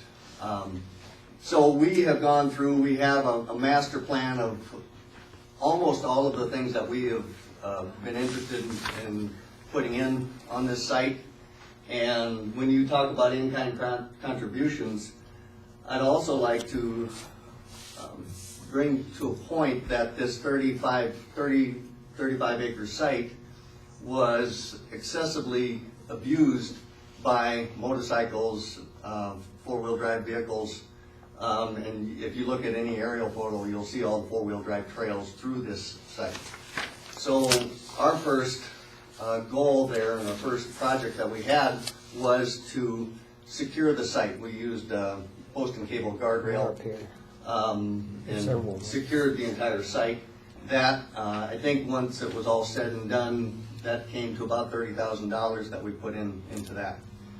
We have installed a cross-country trail, and starting next year, we will actually have sanctioned races on the cross-country trail itself. But in the design of that, when we laid that trail out, we used as much of the four-wheel drive trails as we could, so we could take those out of kind of a degraded state and put them into a trail system. And the trail system itself, we had a road grader out there, put its teeth in, we ripped down about 18 inches and then blended in compost from the city. Unfortunately, at that time, they had declined to give that away. There was some motion to not allow entities to get that mulch for free. So 20 semi-loads later, we have incorporated that mulch into the trail system and have compacted it. It's a really nice soft surface trail. So that actually has stopped the erosion on any of the four-wheel drive trails that we had used. And it also creates kind of a buffer for any sheet flow that would tend to migrate across that. One of the other pieces that we had in here that we really wanted to look at was restoration work for some of these other damaged areas. And one area was a debris dump for the construction of Stevens High School. That is what we had carved into an amphitheater area. And the rest are still kind of exposed trail systems that we would love to restore. We have been in contact with one other group that is willing, that has provided some funds for seed, and they have also stated that they would be more than willing to bring in volunteers. We have worked with students on numerous occasions for projects that we have around the site. So the volunteer base, I think, we've had 30, 40 people out there multiple occasions to do work. So. Okay, well, thank you. Chairman? Yes. I have one question. Sure, and sure. Maybe a general question. What do you think the general potential is, to have, an outfit like RCS become involved, in basically working on 4 acres? Good It's question. it's not a big area. Right. And if you've got the soil right there, I'm just wondering. Right. They had helped us on a numerous number of projects. They put in a culvert for us for that trail system, didn't charge us. They actually brought in material for that as well. They have put in a number of signs for us, put in some security gates for us, and I'm trying to think they did. We actually used fill material that they had from the National Guard parking lot project. They brought that over to the tune of 90-some truckloads. So they have given us a lot. We have also hired them to do a recent project to the tune of, I don't know, it was $36,000 for another gravel walking trail system. And then they've given me an estimate for another project. I don't know how far to push them on that. You know, they've been extremely good good to us. I don't know how I would approach them. Nicely. Yeah. Does the Tom Fifely Foundation, do they have funds available, any funds available? I've talked with them. We've had a couple of meetings lately, and they have funded all they want to fund. And I asked them, would you have seed money for this? And it was a fairly firm no. Okay, just wondering. Yeah. Their initial goal was the securing the site, the trail system, access to the trails themselves and signage. Very good. So then we got to follow up once Tom's done. Yeah. Go ahead, Tom. So the erosion on this 40 acres, how does it affect the other properties or the roads? Well, there's a drainage, there's a big regional detention pond right north of Stevens High School, right off of the gyms right over Green Road. So that collects all of the water that comes from the National Guard, and then it discharges within our site and flows, and there's been times where it's had water in it year round. It ends up flowing into Lime Creek, about, I would say, 3/4 of a mile away, maybe a mile away at the most. So last year we had 2 significant rains there, and we had significant runoff coming from the parking lots. We have some failed curbs on Raider Road, and I'm discussing that with the city right now, where we've had quite a bit of water coming into the site. And we've had students getting stuck in their pickups. We had 4 pickups stuck on finals day about 4 years ago, and they were stuck. Some of them were stuck for a week. They couldn't get them out. They were up into their hubcaps. Heavy constructors, I think it was, redid 38th Street and Range Road, and that has eliminated 90% of the water that came into that system that didn't go into the regional detention pond. So most of the road system will fall into that drainage, the erosion will fall into that drainage that goes right into Lime Creek. Okay. Did you have something? Well, yeah, and this is maybe just for the record. I guess I have a concern that, looking at the other erosion control budgets that we've had, they've gone from like 10 to a maximum of $15,000. And I don't know, I can't remember, maybe Dan's got it on top of his head how many acres we treated on each one of those. But if you look at the value that he's got here for a project, I know it's an up to amount, but you add the $4,500 of topsoil in there, and you're dumping $5,000 an acre for 4 acres of treatment, and that seems high.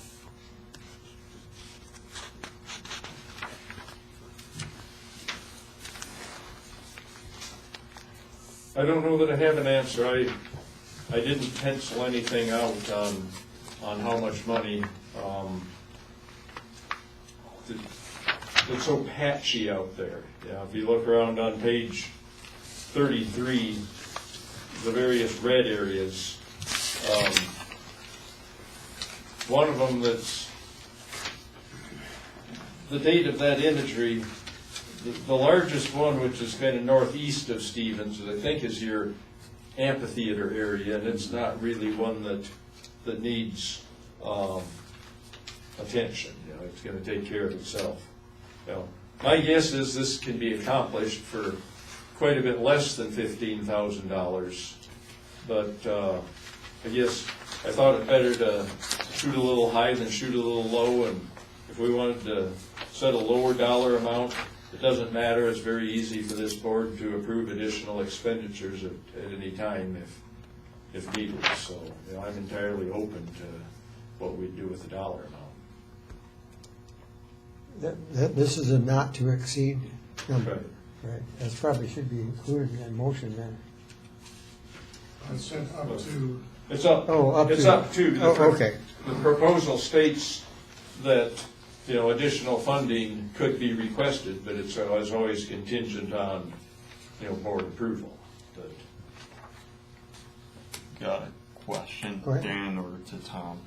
When would this start? I'm just trying to, because I'm looking at, we're already working hard on Star Village, and I know I probably haven't done any work on that one, so I'm not going to say what limits people can have, or is this more of it be funded and then Tom would be more the lead with you helping, or how do, or am I just missing it in the proposal of when this would start and initial plans, complete efforts by the end of we didn't say when it would start. Okay. It could be post any time. I think I threw in there an estimate of 2 years.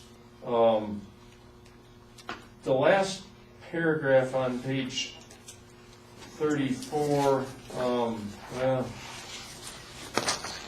last paragraph and then 2 sentences above the last paragraph, it says, the Raiders Park stakeholders would also be the lead entity for recruitment and coordination of volunteers for revegetation efforts. West Dakota has developed a small cadre of volunteers who have contributed to other projects and who may be willing to contribute at Raider Park as well. I don't know if you've read that part, Tom, but I tried to put as much on the monkey on that back as possible. Certainly well aware that there are very realistic limitations on how much manpower we can contribute. But a lot of that will be done by equipment. We So hope. The manpower, I think, is going to be too extensive. So the equipment that you think we need is what for that project? Well, what it would involve is, in essence, hauling. In all likelihood, we'd look at bringing some compost from the landfill. I can probably get it for free. We got the right track record.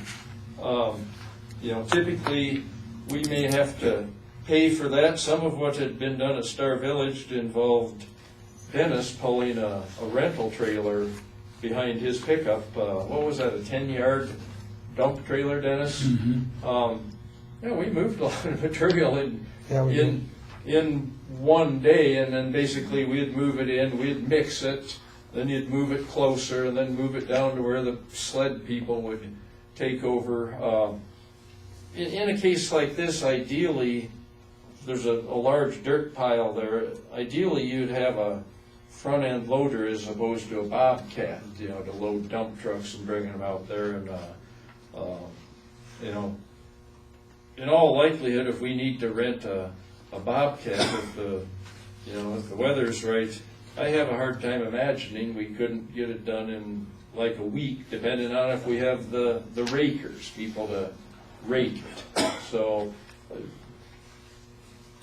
My preference would be to do this, if we could, towards the fall, so when we do a seeding, it'd be a dormant seeding, and so we get the benefits of the snowfall in the wintertime, and hopefully. It's hard fighting the elements in the spring when it's wet and muddy and you plant and it rains, and in the late summer and fall, it's more conducive. Yeah.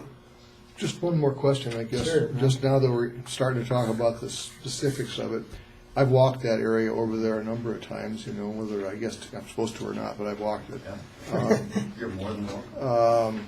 How much of that area that you're looking to treat, I can't remember exactly, is really accessible by anything but a bobcat or a cat or something? It's almost all accessible. We've had semis running through that whole site. Side dump trailers, belly dump trailers, other types of semis, front end loaders, dump trucks. I'm just thinking of those higher bluffs on the north side. There won't be much that we would be doing up there. If anything, we would back up to a point where we could dump and then move with other equipment. We have numerous gates around the area as well that we can get access. So some, there's one area that needs restored, which is over by the National Guard building itself. The erosion is right there within, about 20 yards from the gate, so the access is pretty good. Those small vertical gypsum cliffs that you refer to, I don't think we can fix them. I think that's That's a big project. Yeah, I think that's a natural feature of the Spearfish Formation, and it will probably remain there. We'll probably try to get it stabilized up above it, right. minimize what's coming off over it, and let Mother Nature. And there are also some sites that I think it's more just scarifying the soil and seeding it without having to haul material in, but where we can, we will. Any more discussion? The secretary's in. We usually do take a break. Well, we'll wait for him to get down. One thing I've known Tom for a long time, and you're actually you're a landscape architect, right? Yeah. By education. Worked for environmental consulting for out in Olympia, Washington. Yeah. For a number of years. We did restoration work. Well, if you ever go down to Prairie Berry and look at all the landscaping out there, there's the guy. You've done a fantastic job. Did you get that down, Dan? Did you vote yet? We were waiting for you. I kind of figured something would happen. Yeah. We're ready for the vote. Oh, yeah, okay. All right. All in favor of the motion indicate by saying aye. Aye. Opposed, same sign. Motion carries. Thank you and thanks, Tom, for coming. Appreciate the input. All right. Back to the agenda. Okay. Item 14, no cost extension through December 31st for the Star Village erosion control project. Dan? So, Tom Mack, if you want to tell me I told you so, you're free to. The city seems to be unable to move on such simple things as putting the plan in place in a timely fashion. So I see the paperwork, what's in the packet on page 36 shows that we've to date spent $1,895 and now plus $700 out of the $24,000 that's been allocated to date. So we've got a lot of funding left, and I guess what I'm proposing at this time is a no-cost extension through the end of the calendar year. So if the city remains unable to come together on a plan, we've got something in place to where we can do what things we might be inclined to do, many of which would need to wait for the city to actually step forward with resources. Last fall, we kind of waited for cooler weather, and certainly we never had a quorum. At most it was Craig and Dennis and Dierke and I, but we covered an awful lot of bare ground with some combination of topsoil and seeding, and then in some places we did a little bit of erosion control mat, but we've stabilized a lot of areas. There's something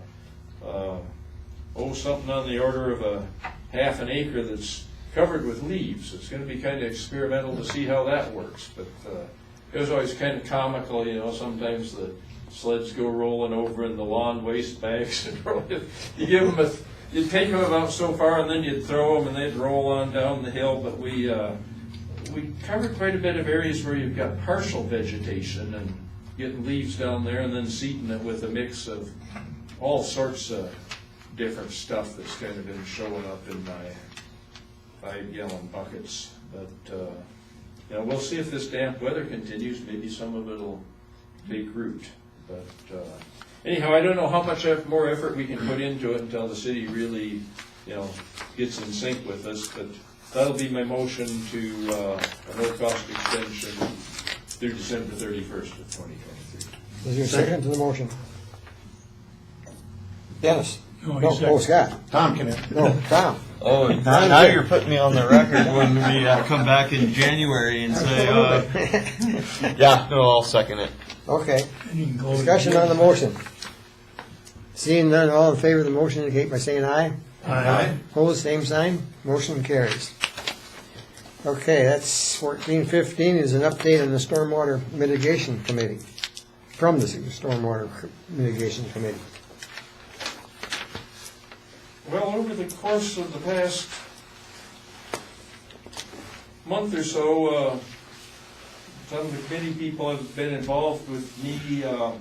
One specific activity was to go through a number of sites that were listed on the inventory of impervious surfaces that had been prepared by Jason Phillips, and it was a pretty handy endeavor, so going around and really looking at where are some locations where it might be feasible to basically retrofit some of these areas where stormwater mitigation facilities of whatever sort are not in place. It's not been entirely within those areas. We've veered out a little bit, but we've really identified quite a number of places that might be very good candidates to work. One of them happens to be at Raider Park.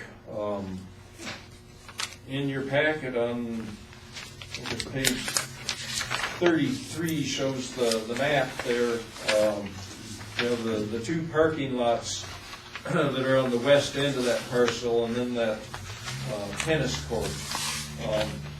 There's quite a bit of water moving off of that area. It would be desirable to retain it in some fashion. We actually were very close to floating a proposal on that for this meeting, but kind of a wrinkle popped up. We thought it was best to wait on. So that's one candidate area. Another one that looks really good, most of you know where Alcoholics Anonymous and the blood bank are, just out there where Deadwood Avenue comes into Omaha and West Chicago. There'd be a location there we could mitigate that whole parking lot of the AA facility, and then some culverts that are coming out of Northwest Pipe straight down into, there's a little creek there. I've always called it Deadwood Avenue Drain, but it'd be easy to build a cell on city property there. It will involve the city, of course, to do something like that. Another location is out at Mary Hall Park. This was actually one that was on Jason's inventory. There's a gravel road draining right down towards Lime Creek, and then that's South Street. It's basically a parking area for Mary Hall Park. Immediately south of that, between there and the Indian Health Service, the Sioux Sand facility, there's 3 parcels in there with a lot of impervious. Some of it's gravel, draining right straight down to Lime Creek. Again, it's there's city property in there. We'd have to coordinate with them, but it looks really well suited. I've got another half a dozen areas looked good. Director Coth talked with them out at Thomas Movers there, where Sturgis Road splits off from West Main. It's there's room, and I guess they were kind of interested in hearing more, but maybe a couple months up the road. Yeah, they know they have a problem. They previously had engaged some initial engineering on it, and so there may be some benefit to taking advantage of that. But they know they have a problem. They just haven't got it fixed. There was a health issue from one of the owners, the husband of the husband-wife ownership team, and so they said come back in a couple months and we'll talk about it, because they know they got a problem, and it just goes right into Lime Creek. It was right in Lime Creek, yeah. So I think the real bottom line is that I'll probably see if I can get our committee to get together again. I've got about 2 weeks here coming up, and then going to be gone for a period of time, but we need to work out some of the, how do we go about this, most specifically, I think the issue is, if I would use the Northwest Pipe and AA as an example, I talked with the owner of Northwest Pipe, conceptually, if we were to do something, might he be willing to kick in, something on the order of 20 to 30% of the cost of something like that. And he said, well, I might, 20 or 30% of how much? Well, about all we can really do is guess, and I think that in order to do these things, the only way we can really do them in most cases would be for us to assume the cost of designing a facility. If they've expressed interest in working with us, if we've got confidence that they'd be really interested, this is the right kind of site, if we would then say we have to have an engineered design here, and at that point in time we'd have an engineer's estimate, and we could say this is how we would proceed. So I think that's probably kind of the mainstay of what we need to wrestle with, and it's probably best discussed amongst our committee, which is Dennis and Ron and Birke and myself. So I guess that's probably what I've got to say. Any of the other committee folks or folks want to chime in? Tom's got something. So with the engineering, would that be preliminary engineering? Because I know in other past we don't fund. It'd be a final design. Final design, okay. Yeah. So We would actually build it off of that design. okay. I just want to make sure, because we tell everybody else, Yep. and that's one thing I wanted to highlight for the committee, is to keep that in mind so that somebody doesn't go, well, if you guys see the project, you don't, Well, I made my point like the clear Mary, enough on it. like the Mary Hall project that we looked at, and it's really not going to be a real expensive project, but we would rely on probably the city engineering staff to actually design that. Okay. So we have a plan, and maybe they'd put some money into a match on that, but Okay. that's the kind of the relationship we're talking about. Yeah, Dan and I have talked about it quite a bit over the phone as kind of a thing we have to work through. But there may be such a thing as we'd have to have an agreement with the site owner before we did the design, so that we knew it was going to be implemented. Yeah. We had all that worked out beforehand, so it wasn't like preliminary engineering. It was a deal, and we were just doing that as part of our contribution. Okay. Yeah, it would be for construction.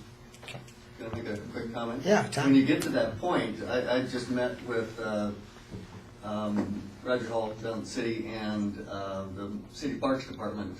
We're looking at some point connecting our trail system to Mary Hall Park along West South Street. That's great. So- great. That's a good idea. Yeah, there's a city right away that City goes right away along all there. the way through there. Yeah. The only issue we would have would be crossing the one road, but the Parks Department was really excited about that as well, so I would assume there's Yeah. a commonality here. Yeah. So a couple more aspects. The Mary Hall Park, actually the largest property in there is South Dakota Wildland Fire within what's now DANR. They've had a consultant working, they might actually be able to do a design there, that would remain to be seen, but a lot of these places we've looked at are city property, and I think oftentimes city puts these out as an RFP, but however it gets done, we obviously would have to coordinate with the city on these sort of things. The other one, we've been really aware of this, whether it's preliminary engineering, and I've read the bylaw or the fine print on our policy, and it's not real clear cut to me what is and what isn't. It basically, you can certainly read it to say that they have to bring preliminary engineering in ahead of time, so we've got some idea what's going to happen on somebody coming to us with a project. One distinction here, and it's not necessarily covered in the policy, and we may need to amend our policy to this extent. The distinction is here, we are inviting these projects. We're going to these people and say, we're wanting to work with you. And so I think to be successful at this, we have to make it as easy as possible for these people to work with us. There's, literally dozens of places out there where we would be able to do this kind of work, and it's really, I think, going to be a matter of how can we work within our constraints and make it easy for them. So anyhow, our committee needs to spend some more time at the drawing board, I think. Okay. Anything else? That's it. All right, thank you.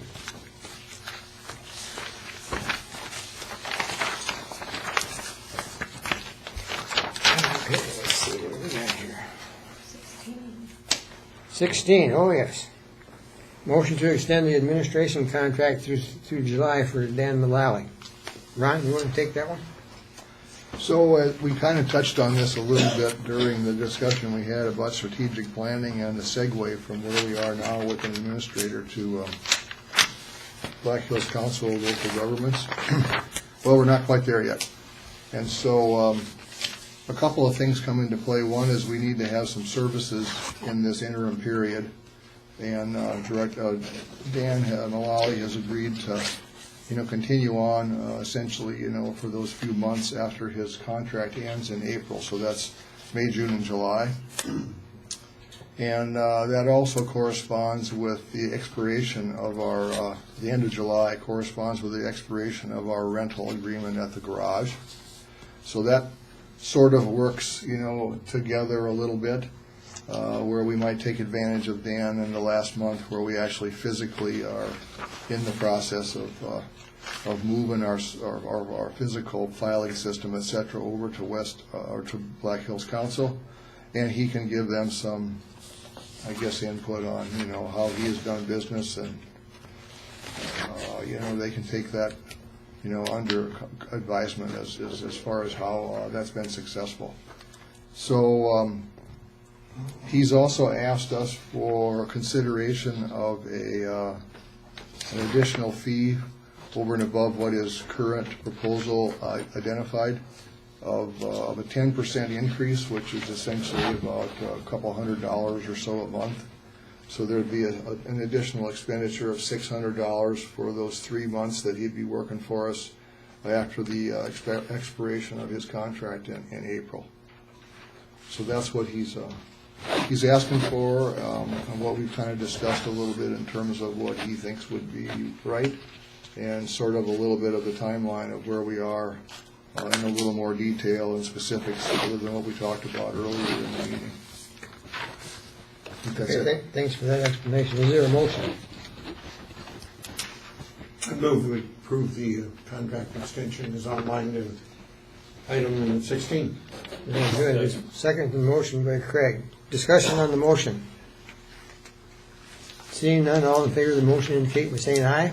Aye. Opposed, same sign. Motion carries. Thank you. Congratulations, Dan. Just when you thought you were out, we pulled you back. You can't leave that quick.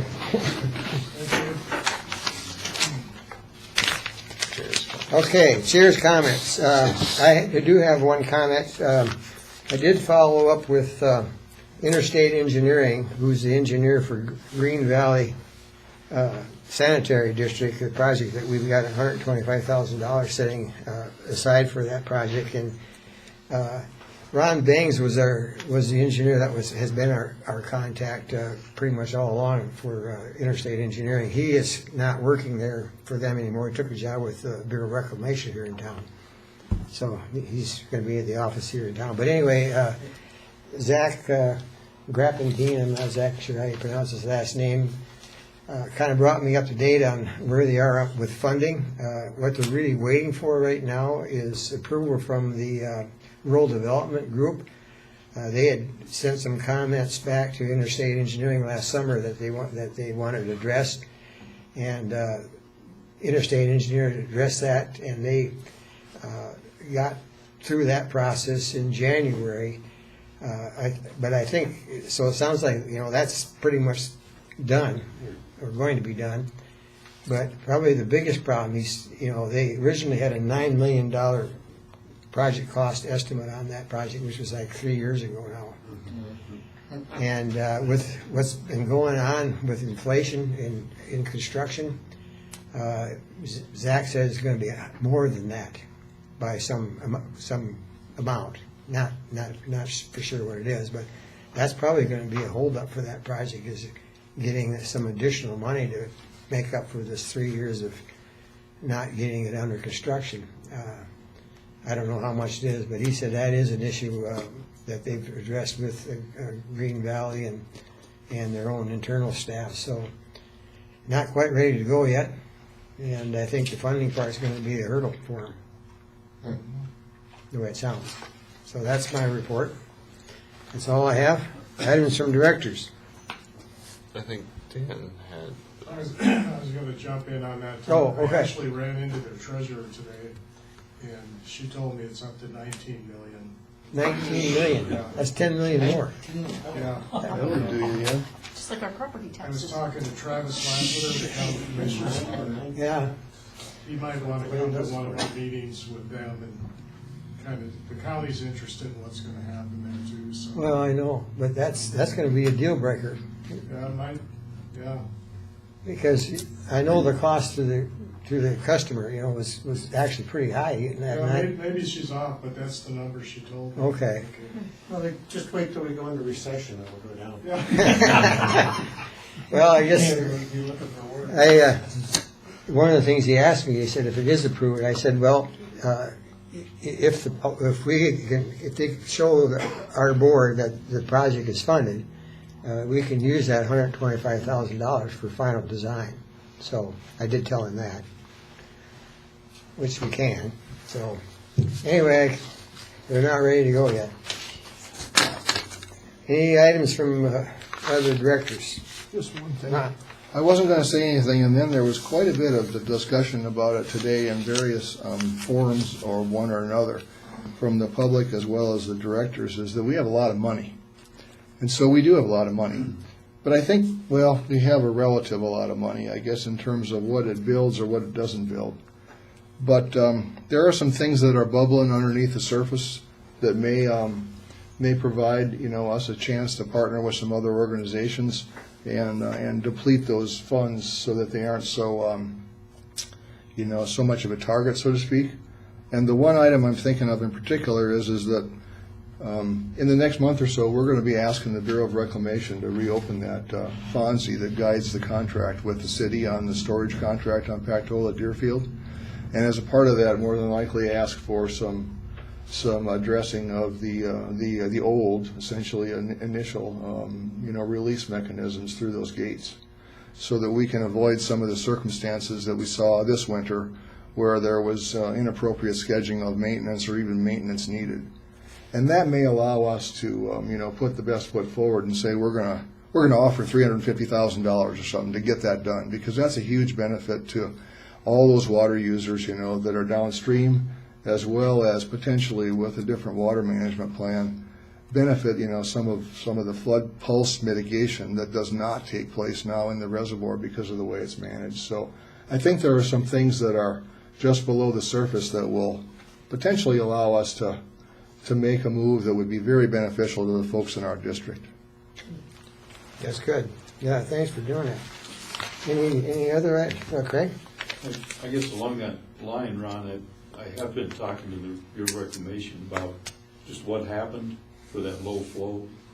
And they've determined that when they went to that bypass and they put on the extension pipe, they left the orifice plate in place. And so that's what limited that flow and got it so low.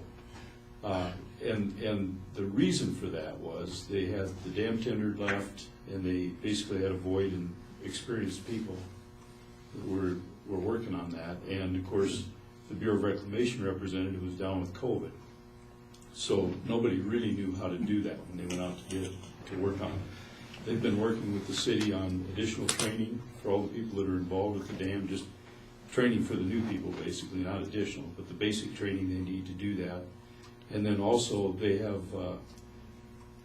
looked at their operating procedures and what's written, how it's written, and they're going to highlight that orifice plate stuff. She said we need to get that down to where it's crystal clear that that orifice plate can't be in there when they go to that bypass and the pipe. So they're working on some of that stuff for just that low flow problem that they had. Well, that's good to hear, but it's not surprising to me that other than the fact that it was, in my opinion, scheduled at a bad time. Oh, yeah, There could have been errors, but it's not surprising because the way that bypass pipe works is on head pressure. And so at design flow, it was only in the definite plan report 16 CFS. So with the lake being down, for winter storage or whatever, 8 feet, it's not surprising that it was only 11 CFS regardless of whether there was a plate in there or not. Well, yeah, with the plate gone, it would have been higher. Yeah, but still not incrementally adequate. No, it wouldn't have been any 25, 30 CFS. Right. Yeah. But that's interesting. But they are working the problem and trying to make sure that, Well, they won't be surprised then when they get our letter. No, they shouldn't be. They'll be going, yeah, help. I have. Carol, you got something? Yep, I added,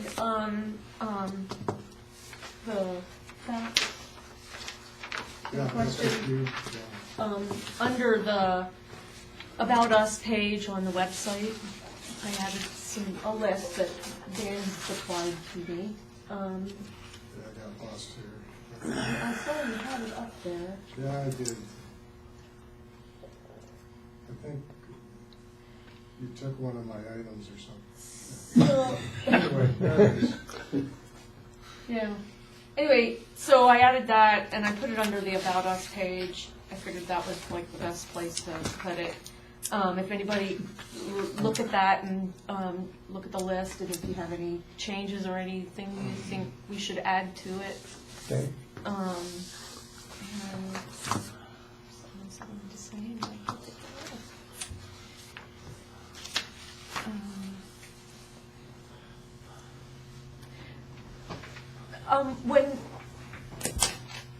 When Karen was talking about one thing that stuck out to me was she said about how we can get feedback, or someone said about getting feedback from some of our partners, and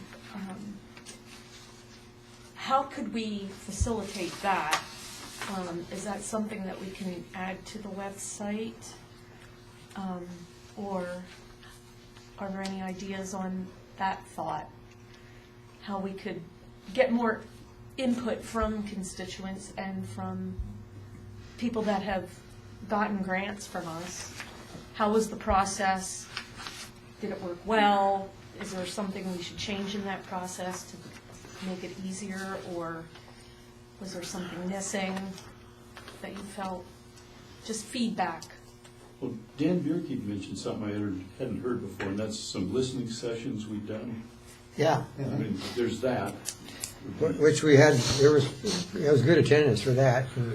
It was kind of the purpose of it was just to find out whatever these organizations were doing, because like I say, they're kind of doing their own thing and not telling everybody about it. And so at those, I think we had, 2 of them, was it, Dan? Well, the first one, we, specifically invited people. Yes. If you had ideas of ways they might partner with us, put them on paper, not a proposal, just basically ideas on paper. Right. And, there were lots of them. The next one we did was, more of a kind of a round table. It's a round table thing, but we went around to the different people, and they kind of just reported to the group what their organization has been doing and what they're thinking about doing and that sort of thing. It was very beneficial. The feedback's always been very positive. Yeah. So there'd be that kind of thing, but Cheryl, it sounds like you're thinking more of some way they can interact with us on an individual basis, just as ideas. Yeah, I mean, they can always email any of the directors and stuff and come to the meetings and everything, but is there some way that we can get feedback from them on how the process was for them to get funding from us? Just kind of open it up more, maybe.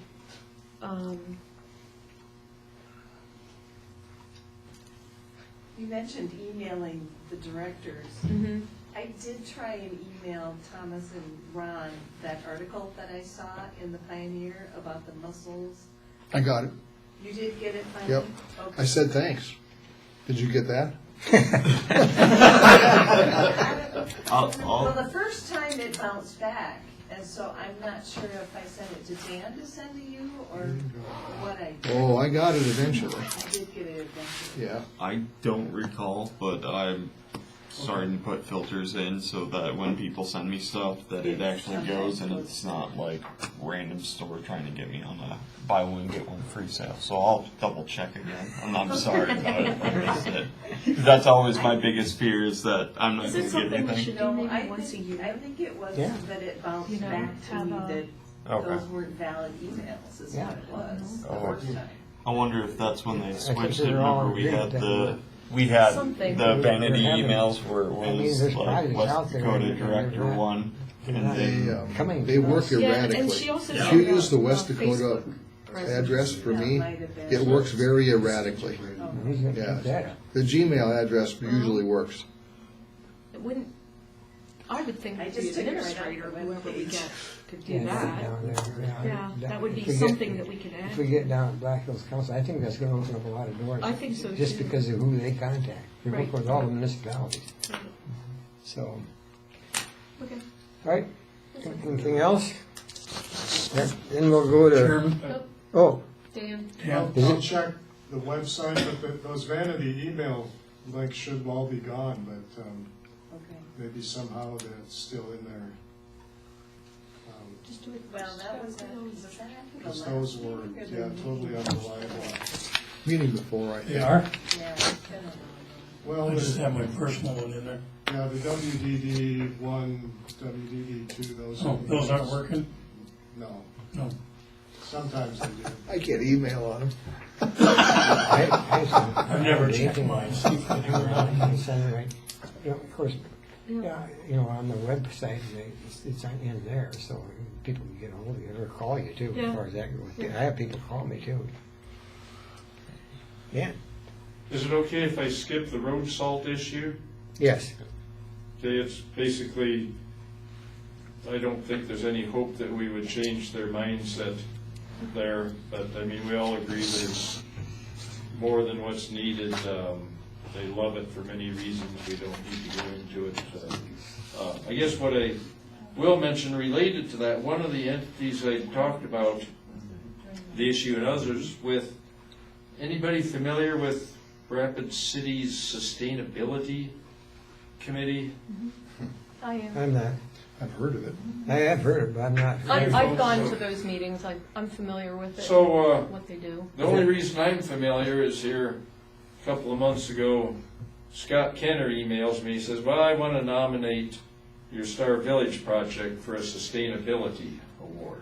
So can you give me a little write-up about it? Well, so they've never turned down a nomination for a sustainability award, so we will be awarded an award a week from yesterday, next week's city council meeting. So I volunteered Director Bierke to show up and receive the award. Or we could be the first to be rejected. Is that at the front of the meeting or at the end? Very front of the meeting. Oh. But they, I attended their meeting. The Sustainability Committee meets on every other Monday at 5:30, and it's the weeks that council doesn't meet. So I went to them just having heard about them, and I've been talking a fair amount with Dr. Kenner about, you know, this stormwater mitigation stuff. He's, those of you that know his background, he's got lots of background in it, a good resource. Turns out this sustainability committee is probably a very good fit for us in moving some of that sort of work forward, and perhaps other things. We pretty much concluded we're on the same dead-end street with roads. Anything else, anybody? We'll move on to Dan then. Okay, let me move this microphone so I recorded. Sure. Not that I want to be long-winded, I know it's getting long here, but That's all we're used to, man. We Yeah. got another hour and a half. Switch moving. yeah, we got more time, huh?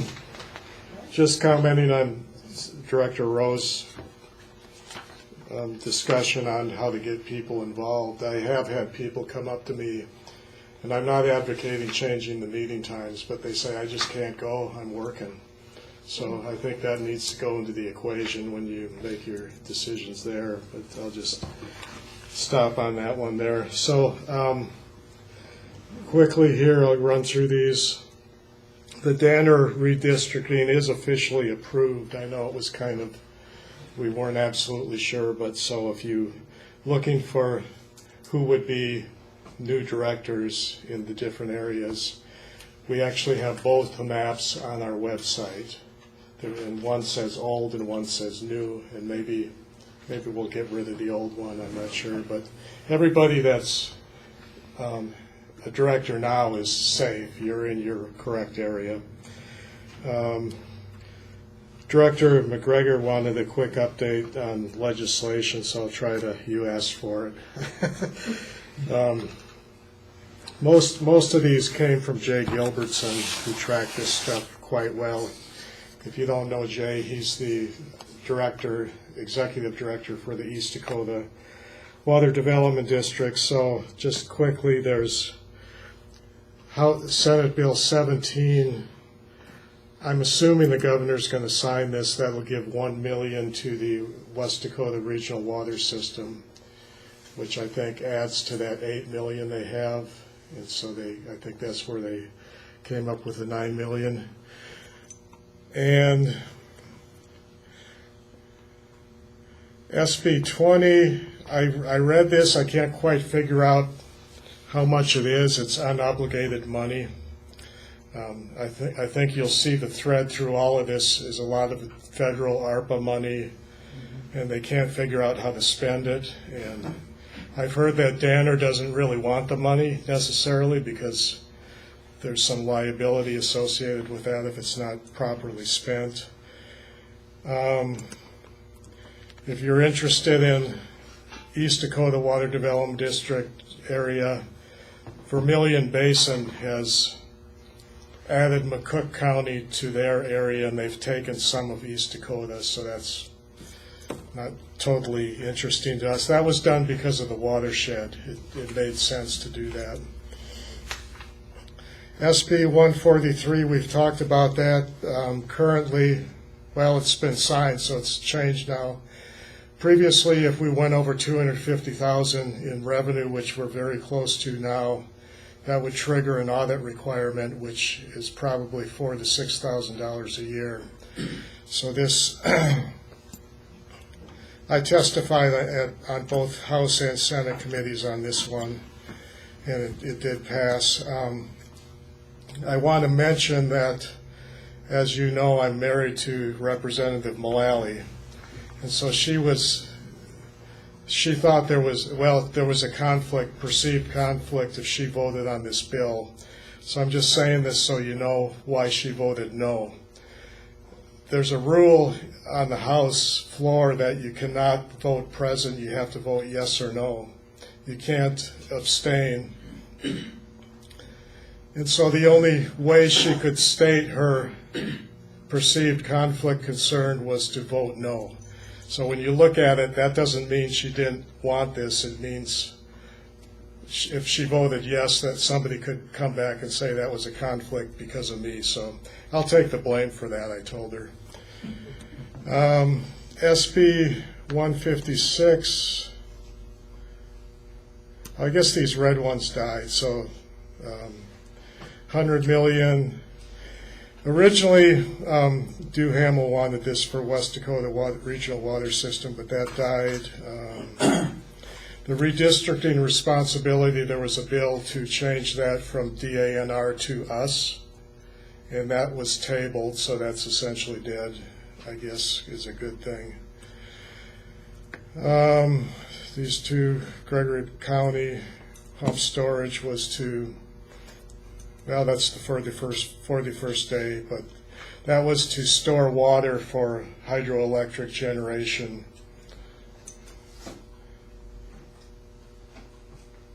You know, basically a storage capacity for electricity. So then we had a meeting with the water development managers, and I guess what I got out of this, there's a lot of stuff going on, and I think there's kind of a feeding frenzy for money. It's kind of like when somebody wins the lottery and then a year later they're miserable and they made a lot of enemies, or if somebody dies and they inherit a bunch of stuff and everybody's fighting.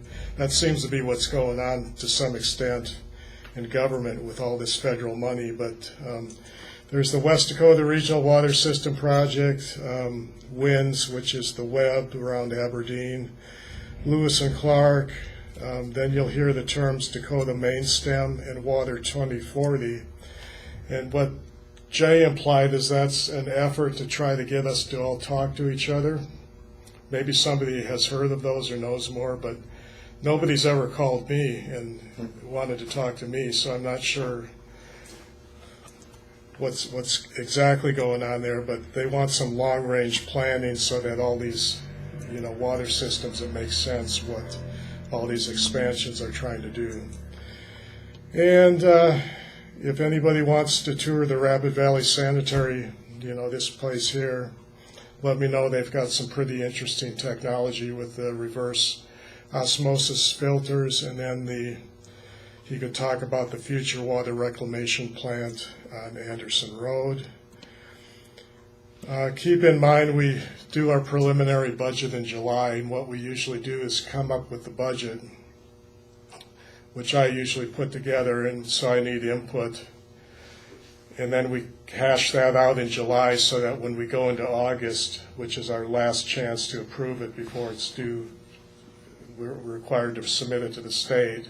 It's, very small details that we have to talk about, so it comes up fast. So that's all I have, Mr. Chair. All right, thank you very much. Items from the public. Nothing from the public? Well, go ahead. Reverse osmosis filters that you mentioned, Mm-hmm. are those available to purchase?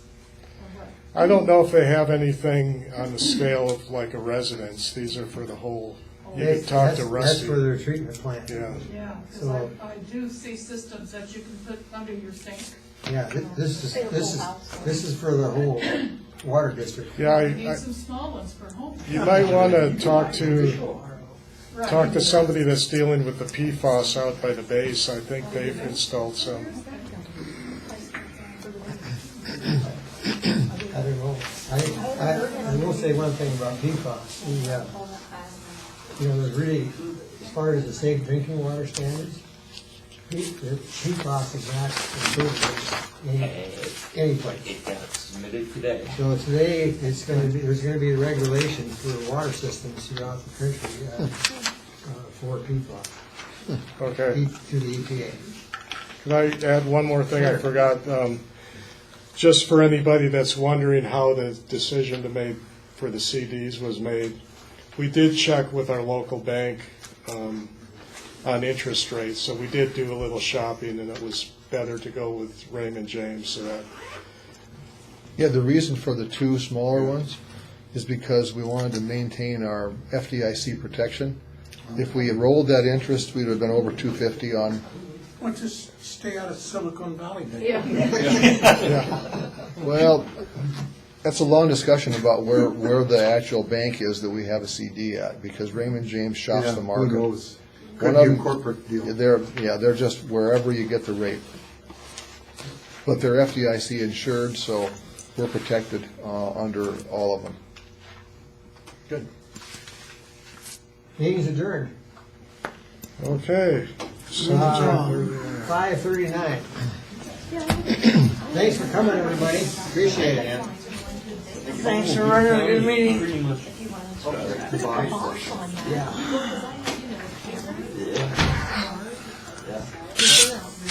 See you guys. Thanks. Take care, Robert. Take care. How's your legs feeling? Well, it's getting. Tell me by May 1st. Have you noticed the things getting slower as you get older? Yeah, shut this thing down.